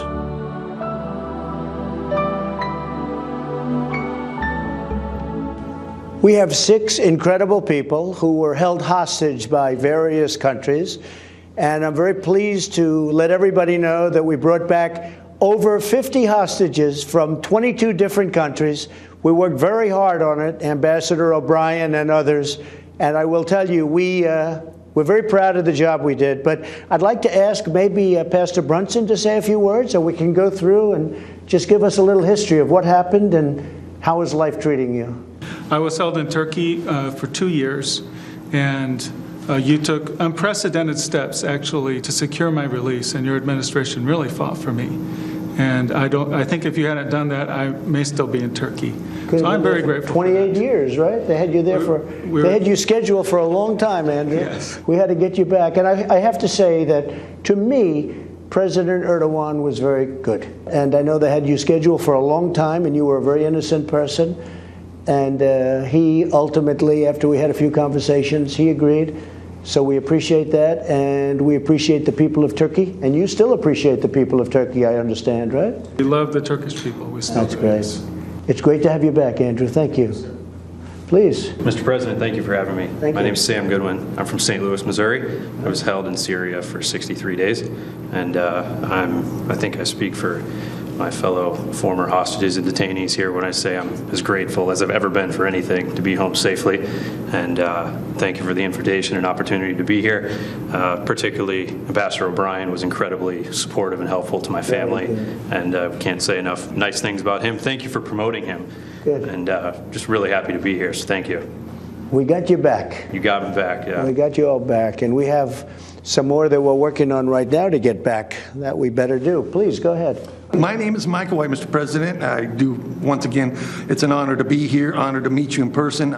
Basically, what had happened with me is I traveled over to the country of Iran. It turned out it was a major trap, and I was apprehended there. I went through a lot in their injustice system, in the Iranian justice system. Iran is an oppressive, extortionist, terrorist regime. You know what I'm talking about. But what you did, sir, is you were able to get me out of that prison in record time. It was amazing. Thank you very much. Well, thank you, really friend. The appreciate honor's it. all mine. Please. Yeah, my name's Josh Holt. This is my wife, Tammy. Yes. We were held hostage in Venezuela for 2 years. I know very well. And you helped us get out. Senator Hatch worked with you very well on that as well. And it was a great honor to be able to meet you right when we got back. And I remember a lot of people asking me, what was it like meeting President Trump? And I just say I was blown away. I'd just gotten released after 2 years. Then I'm shaking the hand of the president in the Oval Office. So I don't really remember a whole lot of it. So it's nice to meet you again. And it's been great. It's been great to be back, helping people through situations that they've gone through. And now we have started our family. Well, the great people of Utah really wanted me to do something about the two of you, and we were able to do it. And a little bit of a miracle, I think, frankly. It was. Because that was a very hostile period. And we appreciate everybody working so hard with us, but we were able to get you both back. And are you living in Utah now, I hope? We're still living in Utah. That's good. We'll say hello to the folks in Utah because they're great people. Thank you very much. Congratulations. Thank you. Please. I'm Brian there. Spent an unexpected trip there in India. I was not going to India. I was going through India to Nepal, where I've been working for the last 18 years. But on behalf of my family and myself, thank you, President Trump, for getting us out and getting us home. The darkest moment of our whole time together, your letter to my wife came. And it really gave her the hope and the peace. And that's great. From that time forward, as more people got involved, especially the ambassador there in India, things became more peaceful, and the hope was there for the last 4 months that we really would get to come home, because they had planned on keeping me for 3 to 5 years. The original charge thing was 3 to 5 years, right. And that was cleared, and then they came up with new charges to do a 7-year term. Well, India responded very well to my request, so we appreciate that. And I appreciate everything y'all did. Thank you all for being with us. We have a few more people we want to get back, and we will get them back, and they'll be back very soon. Thank you very much. Appreciate it. Great stories.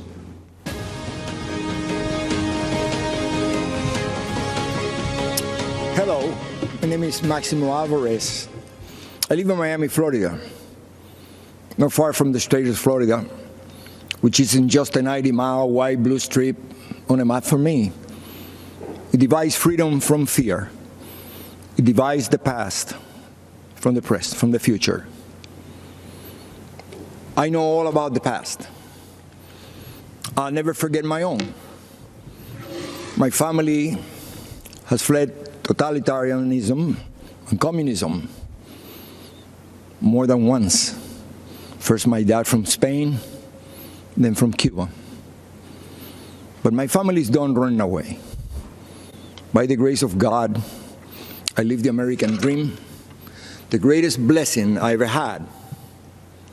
My dad, who only had a 6th grade education, told me, don't lose this place. You'll never be as lucky as me. I'm speaking to you today because my family is done abandoning what we rightfully earned.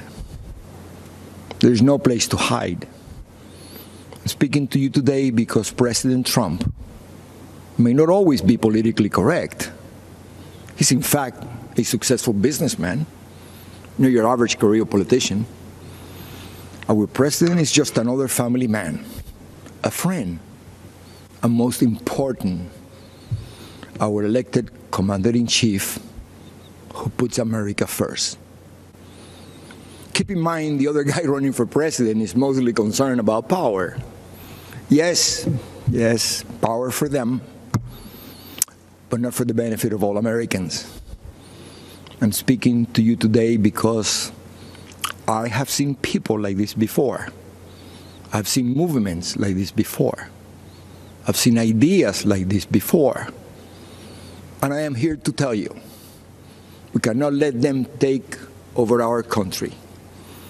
I heard the promises of Fidel Castro, and I can never forget all those who grew up around me, who looked like me, who suffered and starved and died because they believed those empty promises.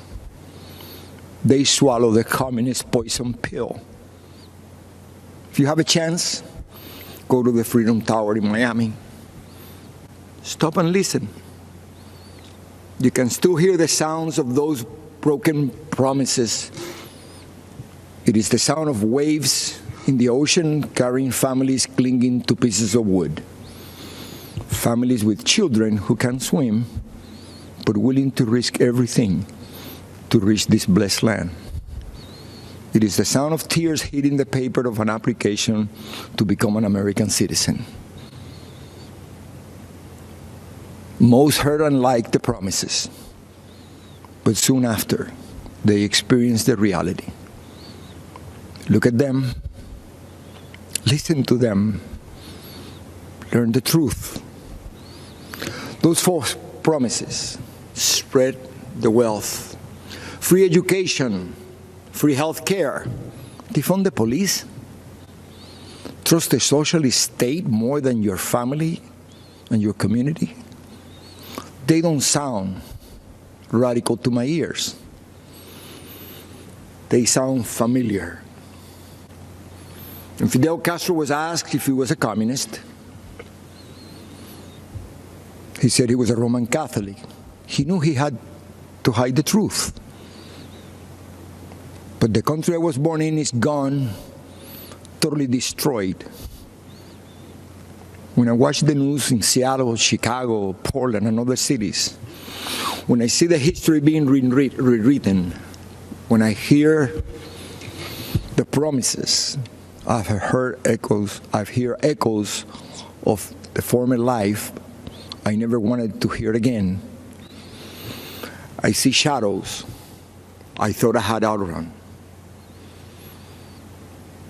My parents only wanted one person to decide my fate, me.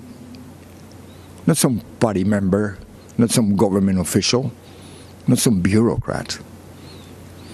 In America, I would decide my own future. I am so grateful to America, the place where I was able to build my American dream through hard work and determination.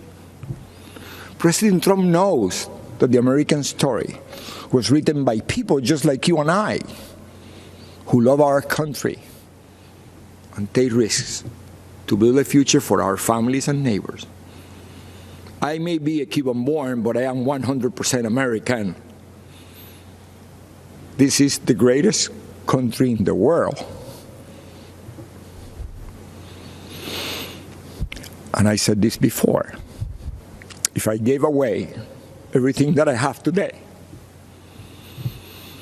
it would not equal 1% of what I was given when I came to this great country of ours. The gift of freedom. Right now, it is up to us to decide our fate and to choose freedom over oppression. President Trump, he's fighting the forces of anarchy and communism. And I know he will continue to do just that. And what about his opponent and the rest of the DC swamp? I have no doubt they will hand the country over to those dangerous forces.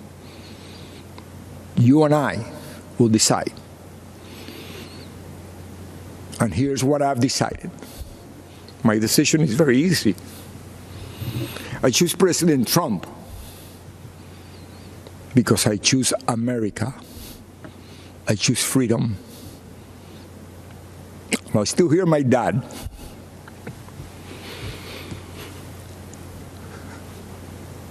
There is no other place to go. Thank you, and may the good Lord bless America.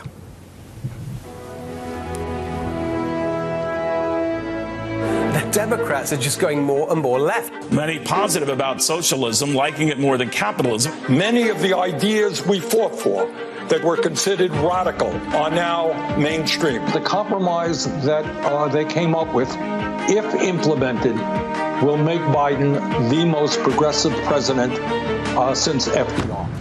The radical left has taken over the Democratic Party, and Joe Biden is marching in lockstep with them. Biden and the far left are promising to crush middle-class families with trillions in new taxes. If you elect me, your taxes are going to be raised, not cut. Promising amnesty and health care for 11 million illegal immigrants. Citizenship for 11 million undocumented folks. Promising to shut down energy exploration, killing jobs, and hurting America's economy. I guarantee we're going to end fossil fuel. In Joe Biden's America, the radical left get whatever they want, and you get to pay for it. They've already taken over Joe Biden and the Democratic Party. Don't let them take over America.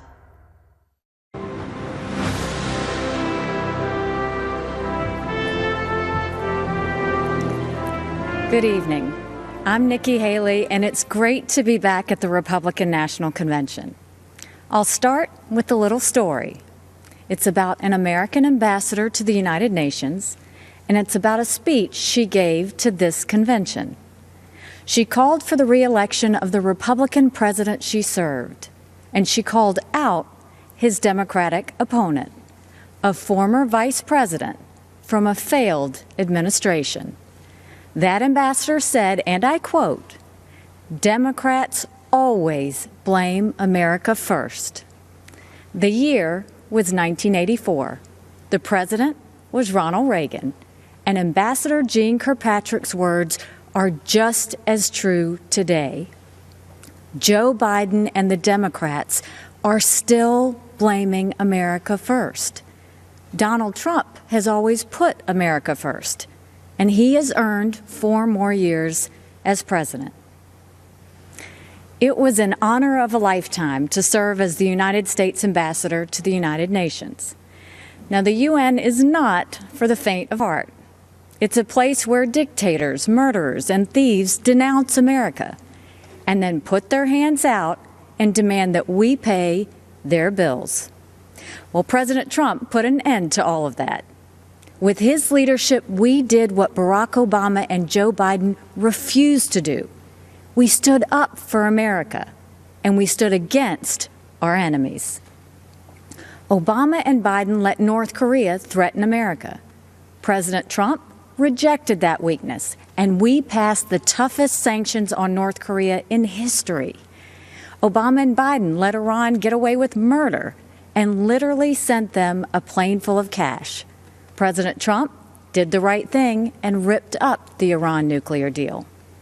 Obama and Biden led the United Nations to denounce our friend and ally, Israel.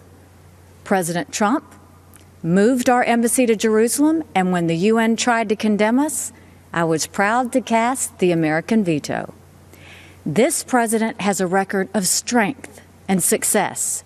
The former vice president has a record of weakness and failure. Joe Biden is good for Iran and ISIS, great for communist China, and he's a godsend to everyone who wants America to apologize, abstain, and abandon our values. Donald Trump takes a different approach. He's tough on China, and he took on ISIS and won, and he tells the world what it needs to hear. At home, the president is the clear choice on jobs and the economy.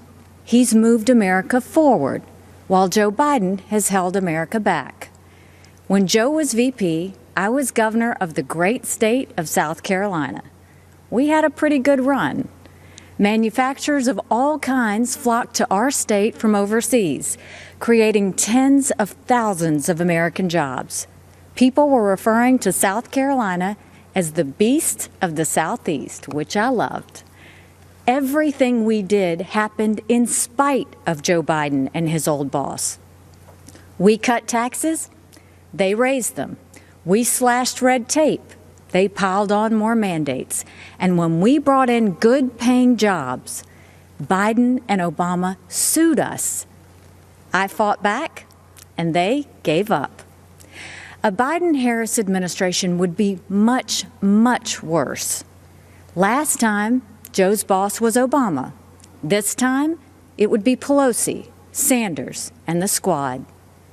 Their vision for America is socialism, and we know that socialism has failed everywhere. They want to tell Americans how to live and what to think. They want a government takeover of health care. They want to ban fracking and kill millions of jobs. They want massive tax hikes on working families. Joe Biden and the socialist left would be a disaster for our economy. But President Trump is leading a new era of opportunity. Before Communist China gave us the coronavirus, we were breaking economic records left and right. The pandemic has set us back, but not for long. President Trump brought our economy back before, and he will bring it back again. There's one more important area where our president is right. He knows that political correctness and cancel culture are dangerous and just plain wrong. In much of the Democratic Party, it's now fashionable to say that America is racist. That is a lie. America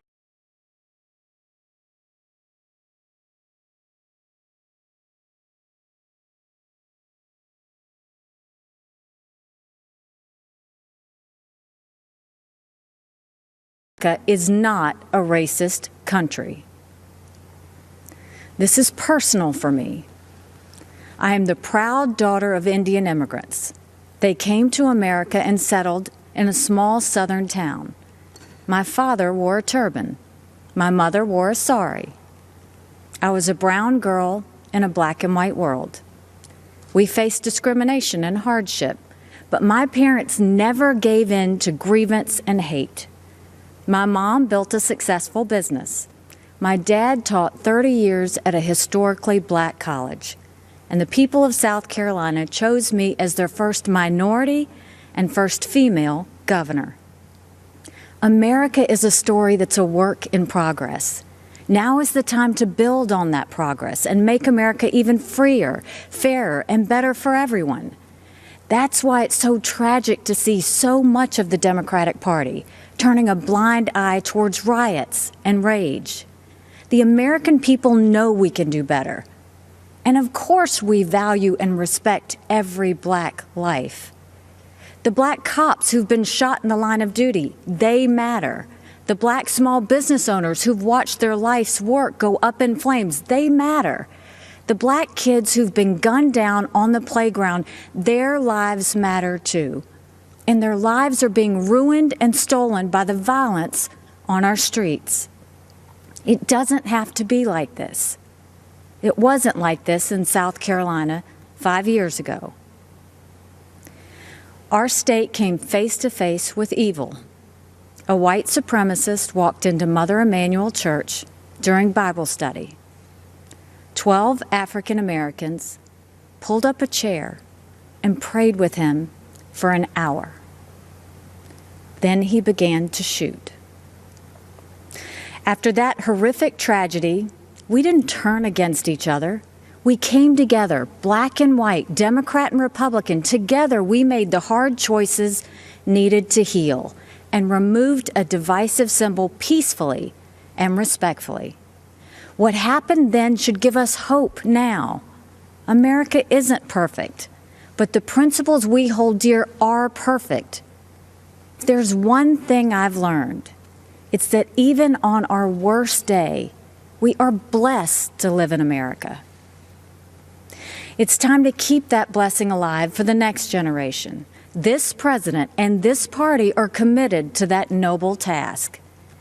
We seek a nation that rises together, not falls apart in anarchy and anger. We know that the only way to overcome America's challenges is to embrace America's strengths. We are striving to reach a brighter future where every child goes to a world-class school chosen by their parents, where every family lives in a safe community with good jobs, where every entrepreneur has the freedom to achieve and inspire, where every believer can worship without fear and every life is protected, where every girl and boy, every woman and man of every race and religion has the best shot at the best life. In this election, we must choose the only candidate who has and who will continue delivering on that vision. President Trump and Vice President Pence have my support, and America has our promise. We will build on the progress of our past and unlock the promise of our future. That future starts when the American people re-elect President Donald Trump. Thank you, good night, and may God always bless America.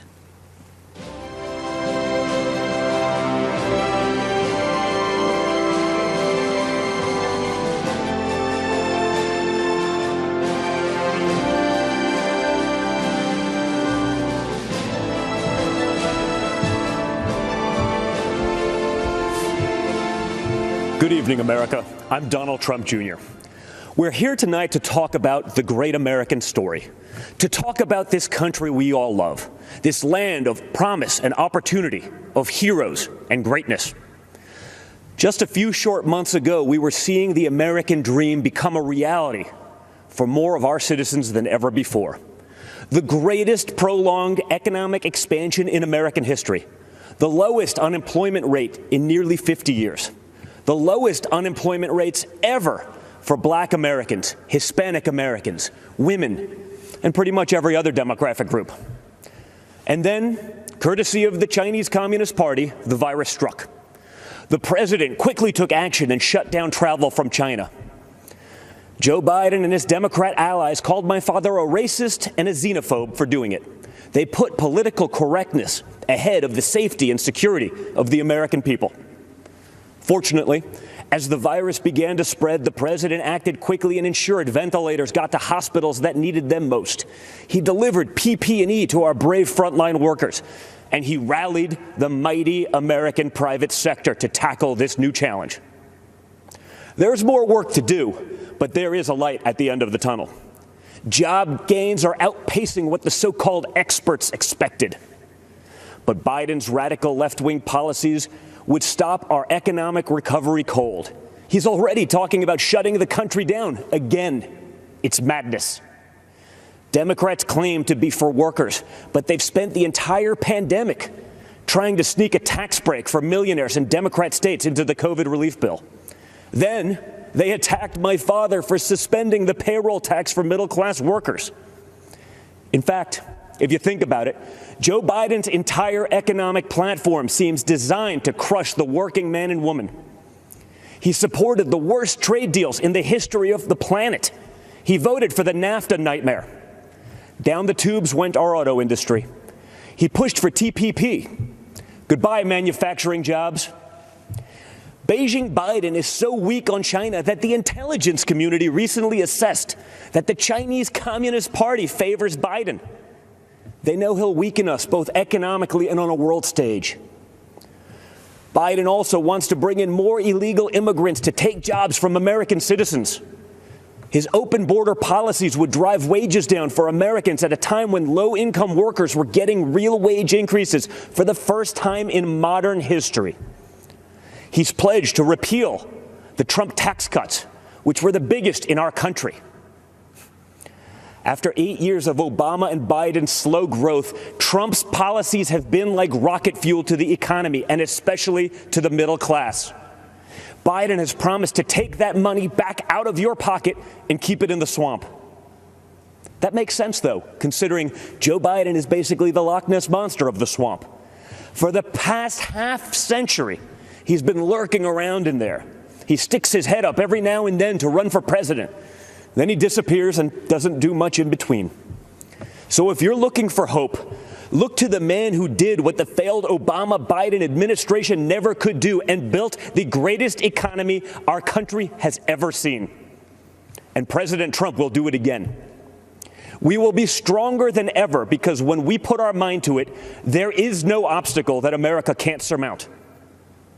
Except there's a difference this time. In the past, both parties believed in the goodness of America. We agreed on where we wanted to go. We just disagreed on how to get there. This time, the other party is attacking the very principles on which our nation was founded. Freedom of thought, freedom of speech, freedom of religion, the rule of law.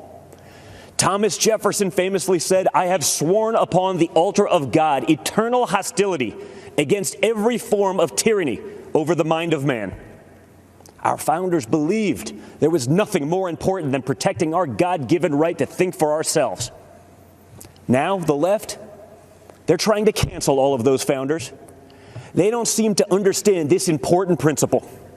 In order to improve in the future, we must learn from our past, not erase it.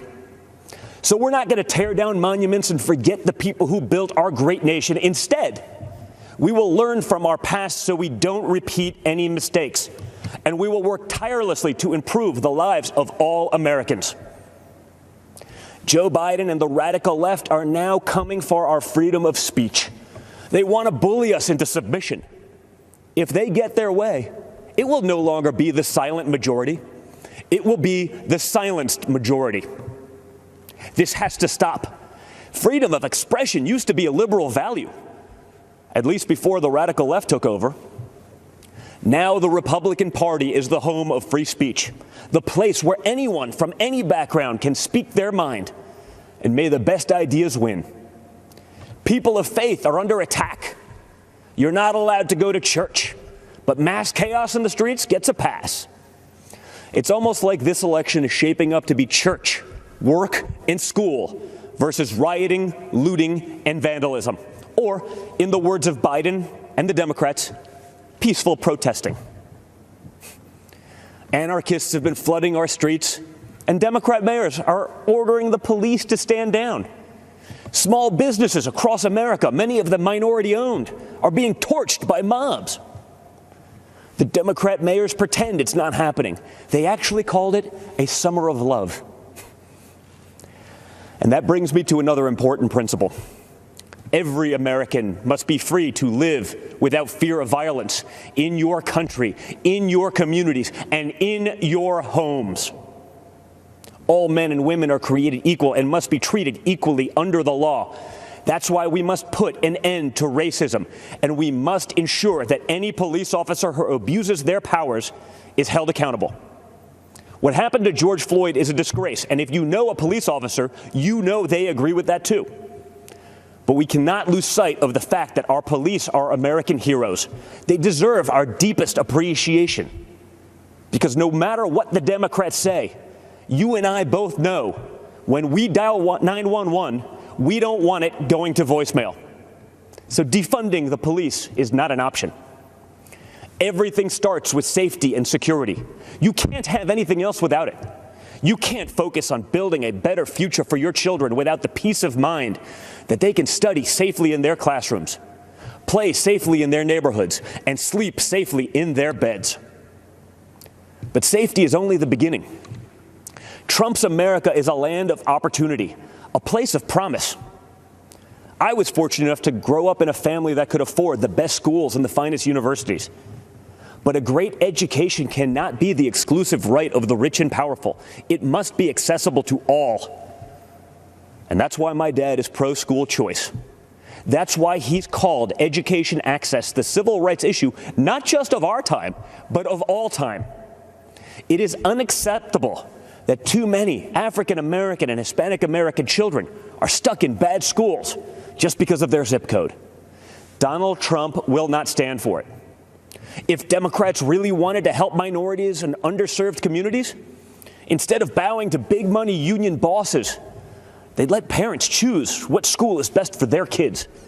They'd limit immigration to protect American workers. They'd support the police who protect our neighborhoods. They'd learn how to negotiate trade deals that prioritize America's interests for a change. They'd end the endless wars and quit sending our young people to solve problems in foreign lands. They'd cut taxes for families and workers. They'd create opportunity zones that drive investment into inner cities. In other words, if Democrats cared for the forgotten men and women of our country, they'd do exactly what President Trump is doing. America is the greatest country on earth, but my father's entire worldview revolves around the idea that we can always do even better. Imagine the life you want to have, one with a great job, a beautiful home, a perfect family. You can have it.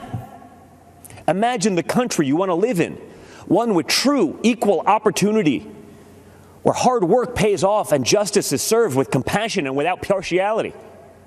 You can have it. Imagine a world where the evils of communism and radical Islamic terrorism are not given a chance to spread, where heroes are celebrated and the good guys win. You can have it. That is the life. That is the country. That is the world that Donald Trump and the Republican Party are after. And yes, you can have it. Because unlike Joe Biden and the radical left Democrats, our party is open to everyone.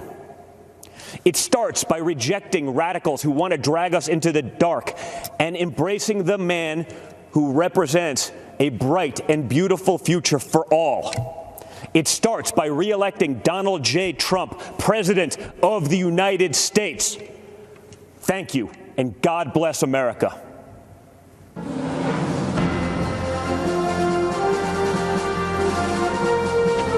I'm Catalina Lauf. I work in the political space. And I'm Madeline Lauf, and I'm the founder of Begin Health, a children's nutritional company. We grew up in a really small town outside of Chicago. Our mom's from Guatemala. Our dad's a small business owner from Chicago, and so we brought two different cultures together to create us. A little bit of crazy and a little bit of fun, I guess. They taught us the values of hard work, liberty, to love this country unapologetically. Our dad is a beekeeper and just had so many different things out in the countryside, and it was just such a sweet We grew up selling honey at farmers markets, so my line was, have you ever been stung by a bee? But really, it was teaching us, again, entrepreneurship, small business, self-reliance, and that we're the ones that need to put in the hard work to get what we want. You know, my mother being from Guatemala, escaping what she had there, growing up in poverty, and coming here to the United States, being able to fulfill her destiny and be somebody that she couldn't there in her home country. And they really instilled in us the sense of purpose, but also self-accountability, and that we had to strive to do the things that we wanted, and it was up to us to make those things happen. In America, there's no ceiling of opportunity. You know, you define your own destiny through personal responsibility, through hard work, through having a moral value system. That's the American dream, and President Trump's providing that for everybody. Look at my business, Begin Health. As a small startup that is growing and launching, we are constantly trying to innovate, and the big challenge that COVID brought that we just didn't see coming was that just almost everything kind of just shut down. And when you are a small startup and you have limited funding, and the funding is really only to kind of get you to that next milestone, we were really struggling. And so we were able to apply for a PPP loan, which really helped allow us to continue hiring and working and developing our products so that we could ultimately still launch. It's now more than ever so important to have a president and an administration that understands that small business is the backbone of our economy. Tax Cuts and Jobs Act was huge. Manufacturing, deregulation, fair trade. These are things that affected real Americans. We have a champion in the Oval Office who has this business background. He actually understands the need for small businesses like my sisters to survive. We aren't the stereotypical conservative. I mean, we come from Hispanic descent and we're millennial women, and that's not what the media wants. And so somebody like AOC, Alexandria Ocasio-Cortez, this far left, these women come out with these very, very destructive political ideologies that are trying to infiltrate millennials and the next generation. I've decided to step up and say, well, we need a counter voice to these women. There has been an assault on capitalism, just generally. And I think it's very scary to imagine a Biden world where the progressive wing ideas are starting to take front and center stage. You know, that will really choke the American economy. There will be over-regulation, over-taxation. It's very hard to innovate through those two things. And ultimately, what's really sad is the thought of, you know, making all of us dependent on the government. And we are not going to allow that. I've seen a lot of moderates, a lot of people now changing over because of everything that's been happening. This is a taste of Biden's America. I mean, the rioting, the crime, freedom is at stake now, and this is going to be the most important election of our lifetime. We want to preserve the America that our mother came here for. Having a thriving economy, that is keeping America great, and President Trump has delivered on that promise. He's truly fighting for the American people. We're the greatest country in the world, period. On our worst day, we're still the greatest country in the world. And in order to preserve that, it's by putting America first, having a thriving economy, having happiness.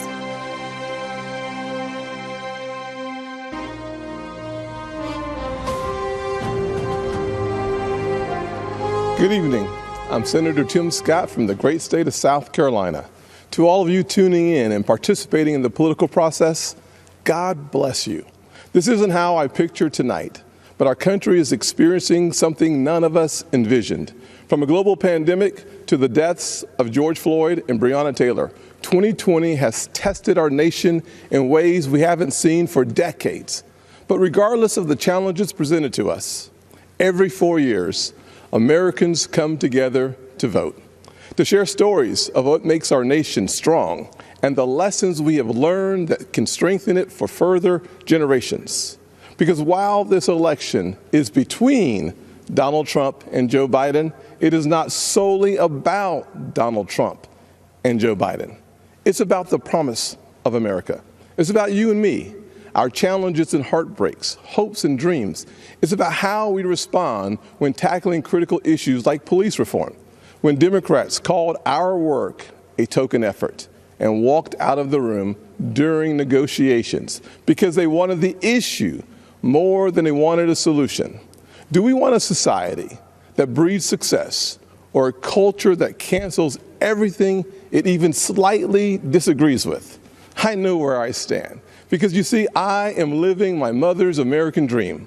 My parents divorced when I was 7 years old, and we moved in with my grandparents into a 2-bedroom home with me, my mom, and my brother sharing a room and one bed.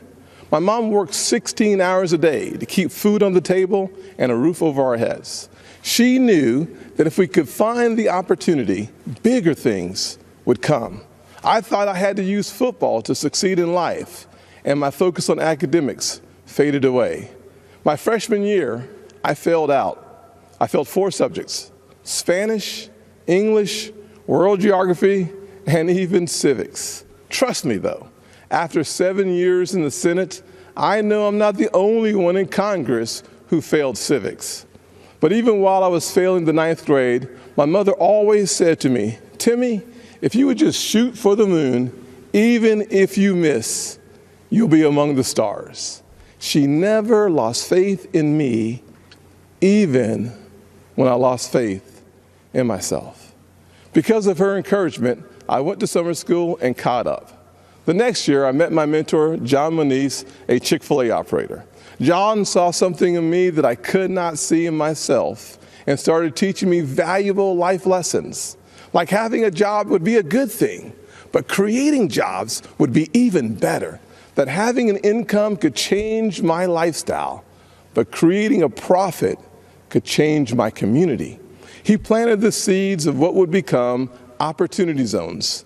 This initiative that the president and I worked together on is now bringing more than $75 billion of private sector investment into distressed communities.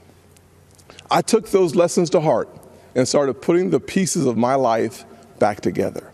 I realized a quality education is the closest thing to magic in America. That's why I fight to this day for school choice, to make sure every child in every neighborhood has a quality education. I don't care if it's a public, private, charter, virtual, or a homeschool. When a parent has a choice, their kid has a better chance. And the president has fought alongside me on that. Later in life, I started my own small business. That's why I know it is critical for us to have a tax code that encourages growth. We actually saw revenues to the Treasury increase after we lowered taxes in 2017. Rest assured, the Democrats do not want you to know that. After starting my small business and spending some time in local government, I decided to run for Congress in 2010. The district is based in Charleston, South Carolina, where the Civil War started, against a son of our legendary Senator, Strom Thurmond. You may be asking yourself, how does a poor black kid from a single-parent household run and win in a race crowded with Republicans against a Thurmond? Because of the evolution of the Southern heart. In an overwhelmingly white district, the voters judged me not on the color of my skin, but on the content of my character. We live in a world that only wants you to believe in the bad news, racially, economically, and culturally polarizing news. The truth is, our nation's arc always bends back towards fairness. We are not fully where we want to be, but I thank God Almighty, we are not where we used to be. We are always striving to be better. When we stumble, and we will, we pick ourselves back up and try again. We don't give in to cancel culture or the radical and factually baseless belief that things are worse today than in the 1860s or the 1960s. We have work to do, but I believe in the goodness of America, the promise that all men and all women are created equal. And if you're watching tonight, I'm betting you do too. Over the past 4 years, we have made tremendous progress towards that promise. President Trump built the most inclusive economy ever. 7 million jobs created pre-COVID-19, and 2/3 of them went to women, African Americans, and Hispanics. The first new major effort to tackle poverty in a generation, opportunity zones. We put hard-earned tax dollars back in people's pockets by cutting their taxes, especially for single-parent households like the one I grew up in, cutting single mothers' taxes 70% on average. President Trump supported these tax cuts for those single moms and other working families and signed these policies into law, and our nation is better off for it. So, I'm going to ask you, the American people, not to simply look at what the candidates say, but to look back at what they've done. This election is about your future, and it is critical to paint a full picture of the records of Donald Trump and Joe Biden. Joe Biden said if a black man didn't vote for him, he wasn't truly black. Joe Biden said black people are a monolithic community. It was Joe Biden who said poor kids can be just as smart as white kids. And while his words are one thing, his actions take it to a whole new level.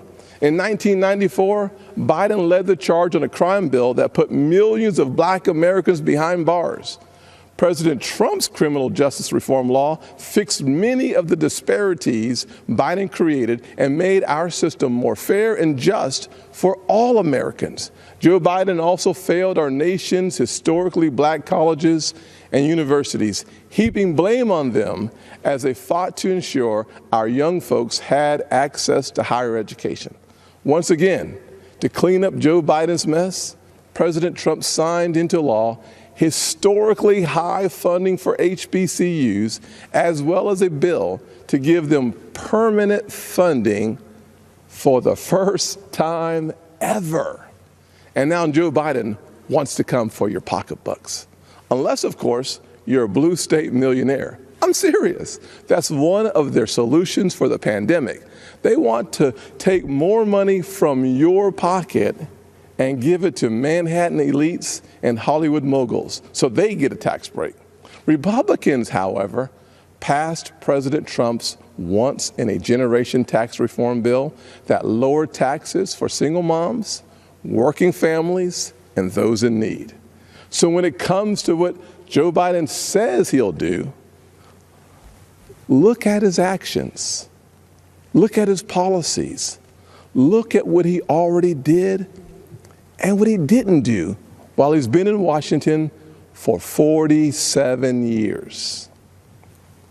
Ladies and gentlemen, people don't always see those failures because they think we're having a policy debate on two sides of an issue.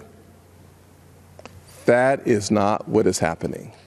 Our side is working on policy, while Joe Biden's radical Democrats are trying to permanently transform what it means to be an American.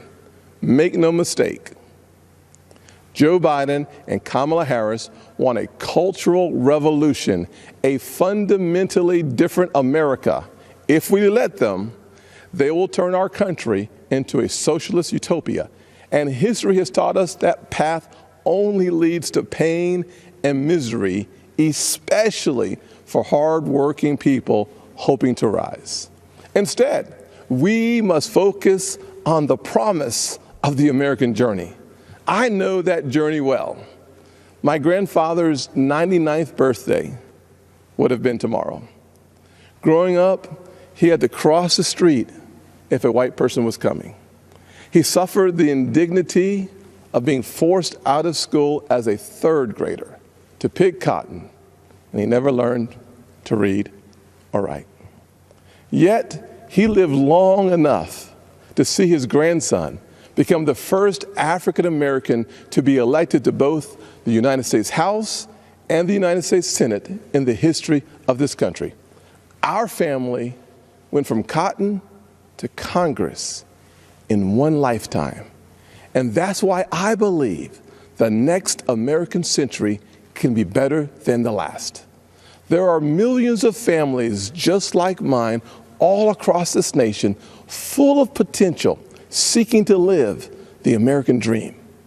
And I'm here tonight to tell you that supporting the Republican ticket gives you the best chance of making that dream a reality. God bless you. And Father, please continue blessing the United States of America. God bless.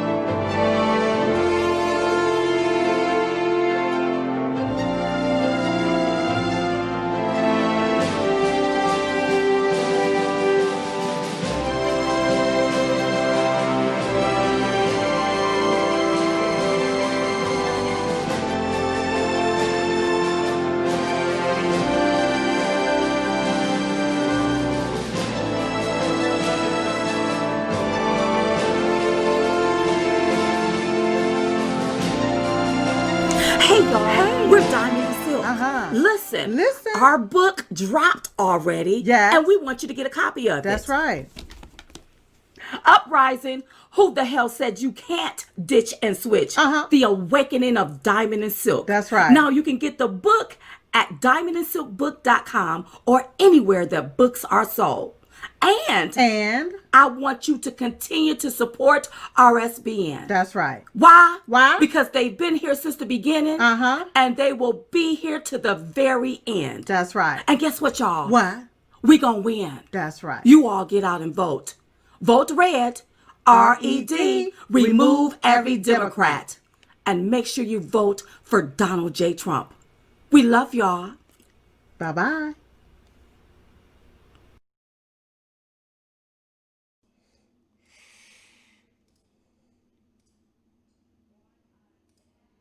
All right, everybody. Joe Seals back here at the RSBN studio here in Auburn. Wanted to say thank you and good night for watching the first night of the convention, America, Land of Promise. I appreciate you all very much. And tomorrow night we'll be back on the air at 8 p.m.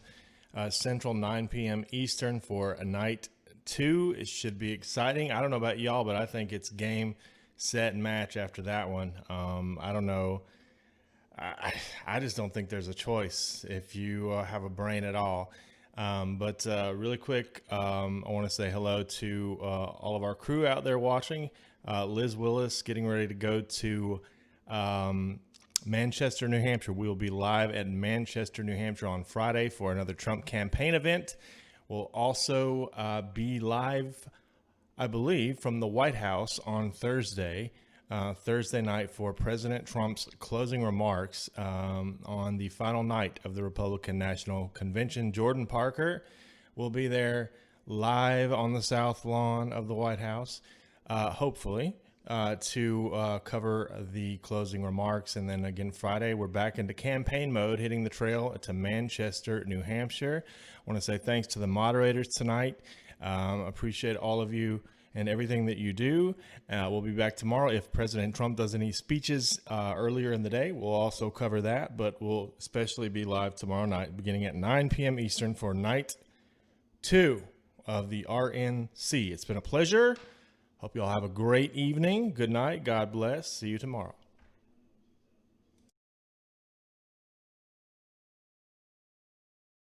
Hey, y'all. We're Diamond and Silk. Listen.